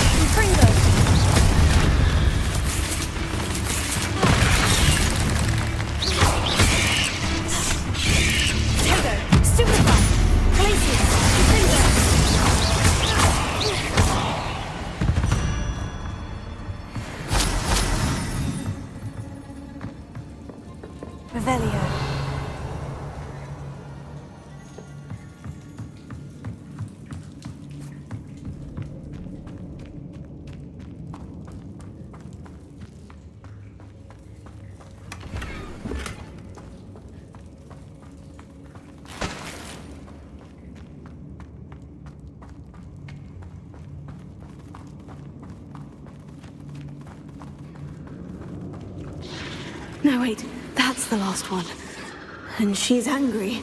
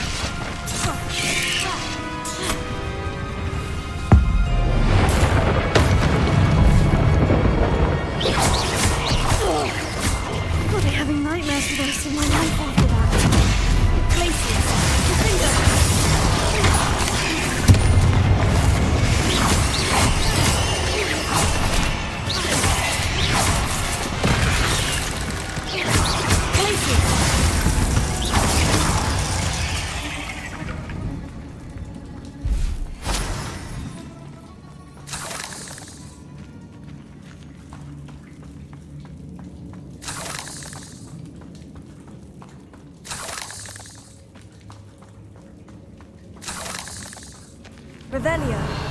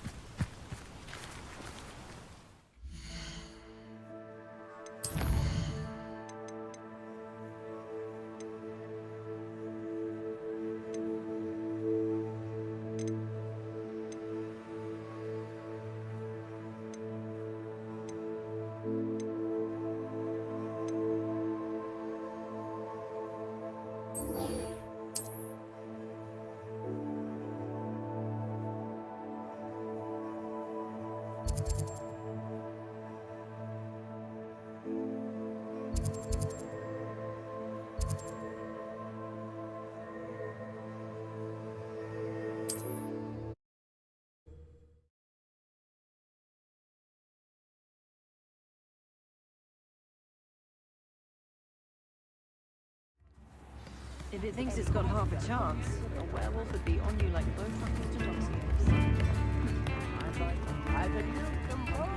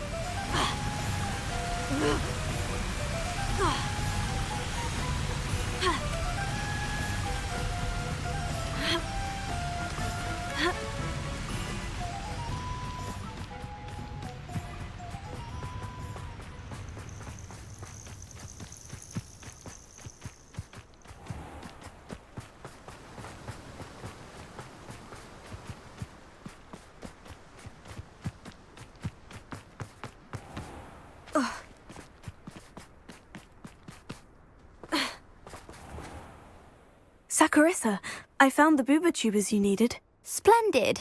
I hope it wasn't too much trouble. May I have them? Of course. Happy to have found them for you. Thank you. And your payment, of course. Now I can begin perfecting my potion to save our poor pimply peers. Don't know who should be more grateful, I or our unsightly spotty classmates. One day the wizarding world will know my name, and you will have been a small part of it.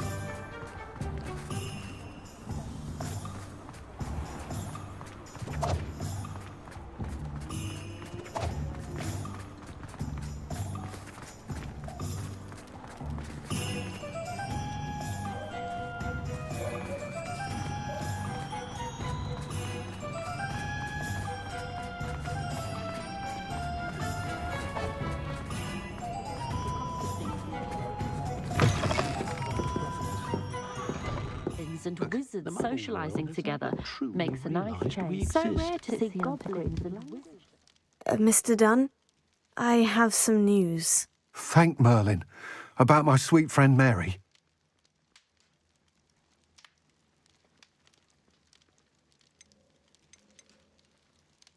It seems poor Mary was breeding spiders in her home for profit and vastly underestimated their propensity to multiply. Oh, Mary, what untoward scheme were you involved in? If she needed financial assistance, she could have just come to me. She didn't deserve this. Few do. I am sorry about your friend, but you'll be relieved to know that I cleared out the spiders. It's safe to return now. You? You cleared out the spiders? I can't believe it, but I'm certainly relieved. I imagine the first order of business will be to help the hamlet rebuild. I suppose I have nothing to fear from dead spiders.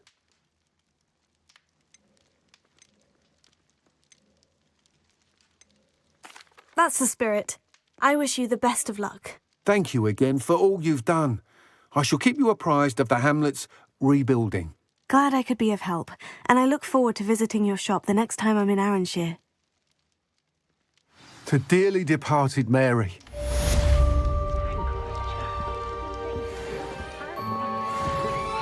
Practices of the dark. Morgan Le Fay Stick got an to fighting unearned amongst reputation, themselves, if you ask me.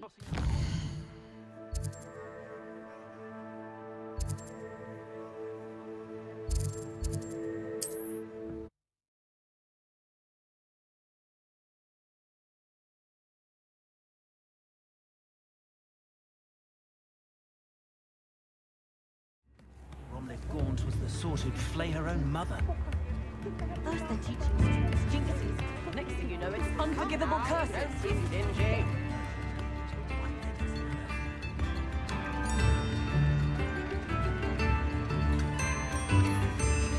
I didn't keep you waiting, did I? Not at all. I was just at the post office. Gran told me to expect a package, but it looks as if she forgot to send it. She didn't send me an owl this week either. Perhaps she's busy with her research. What was she sending you? Only some feed she's been developing. I was going to give it to Professor Howen for the measles. What kind of research is she doing? It varies from week to week, but it's always to do with creatures. Last week she was studying leg knots in plimpies. What did you find out about the dragon you were tracking? I realised that she didn't know the poachers had her egg, so when she left Horntail Hall, she would have headed straight to her nest. I went back to the tent and tracked her flight. How do you track a dragon long after she's gone? Tree canopies, burn marks, things like that. Well done. You certainly know what you were doing. I can't be certain, but I have an idea of one place she may have been heading. I thought we might go and see it for ourselves. Of course. Shall we leave now? If that's all right. I want to see how she's faring if she had a collar on. And she's likely frantic about her egg.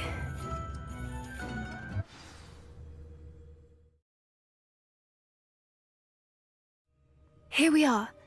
I do think this is where we'll find her. The terrain's typical of where the breed would nest. I suspect it's how the poachers found her to begin with. They likely camped here and logged her patterns. Perhaps nabbed her first and then her egg. Dragons are hard enough to wrangle, let alone maternal ones. You got all of that from simply standing here. You'd be surprised how easy it is to think like a poacher. Shall we see if she's home? We only need to return her egg.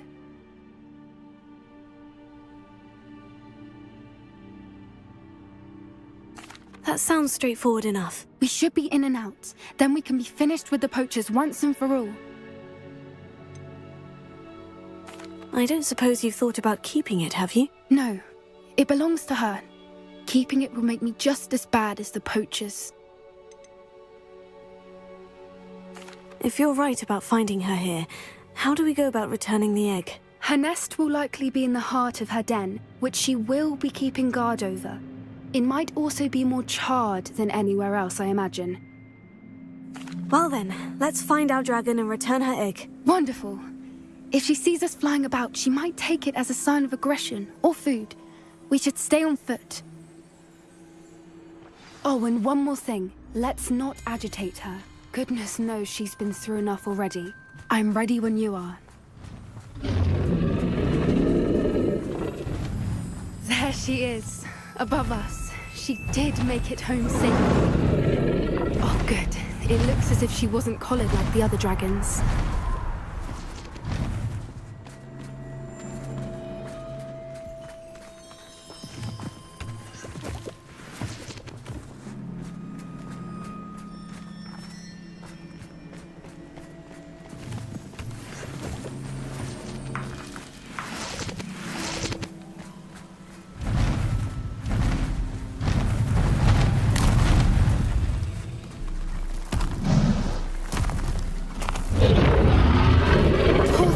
Be worried sick, wondering what happened to her egg.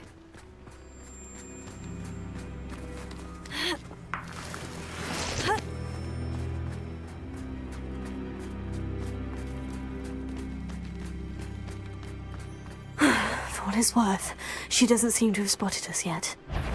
Let's hope it stays that way. At least until we've done what we came to do.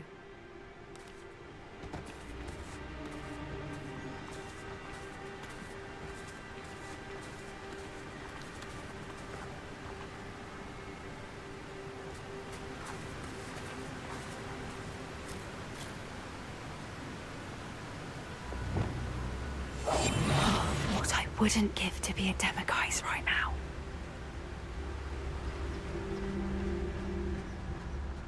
I wonder how many they brought to capture her. At least 10 usually. How charming. They keep in touch with each other.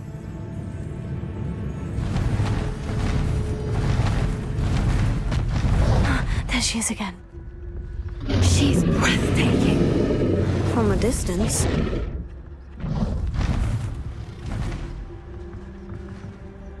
Reparo. Fantastic.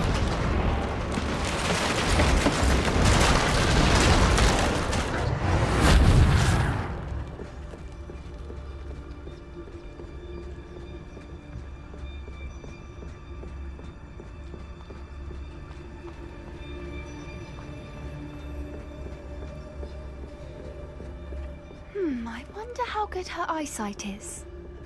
I beg your pardon? I don't imagine the poachers fed her well. And from a distance, we probably look exactly like sheep to her. Hebrideans love sheep. How lucky for us.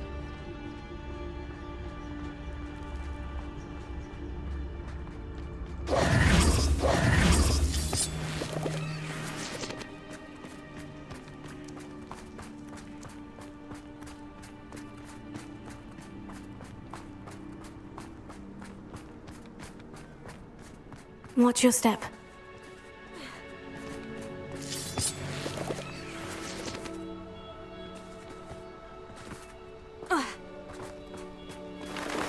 Pity. She must have been starved to pick off a grapple.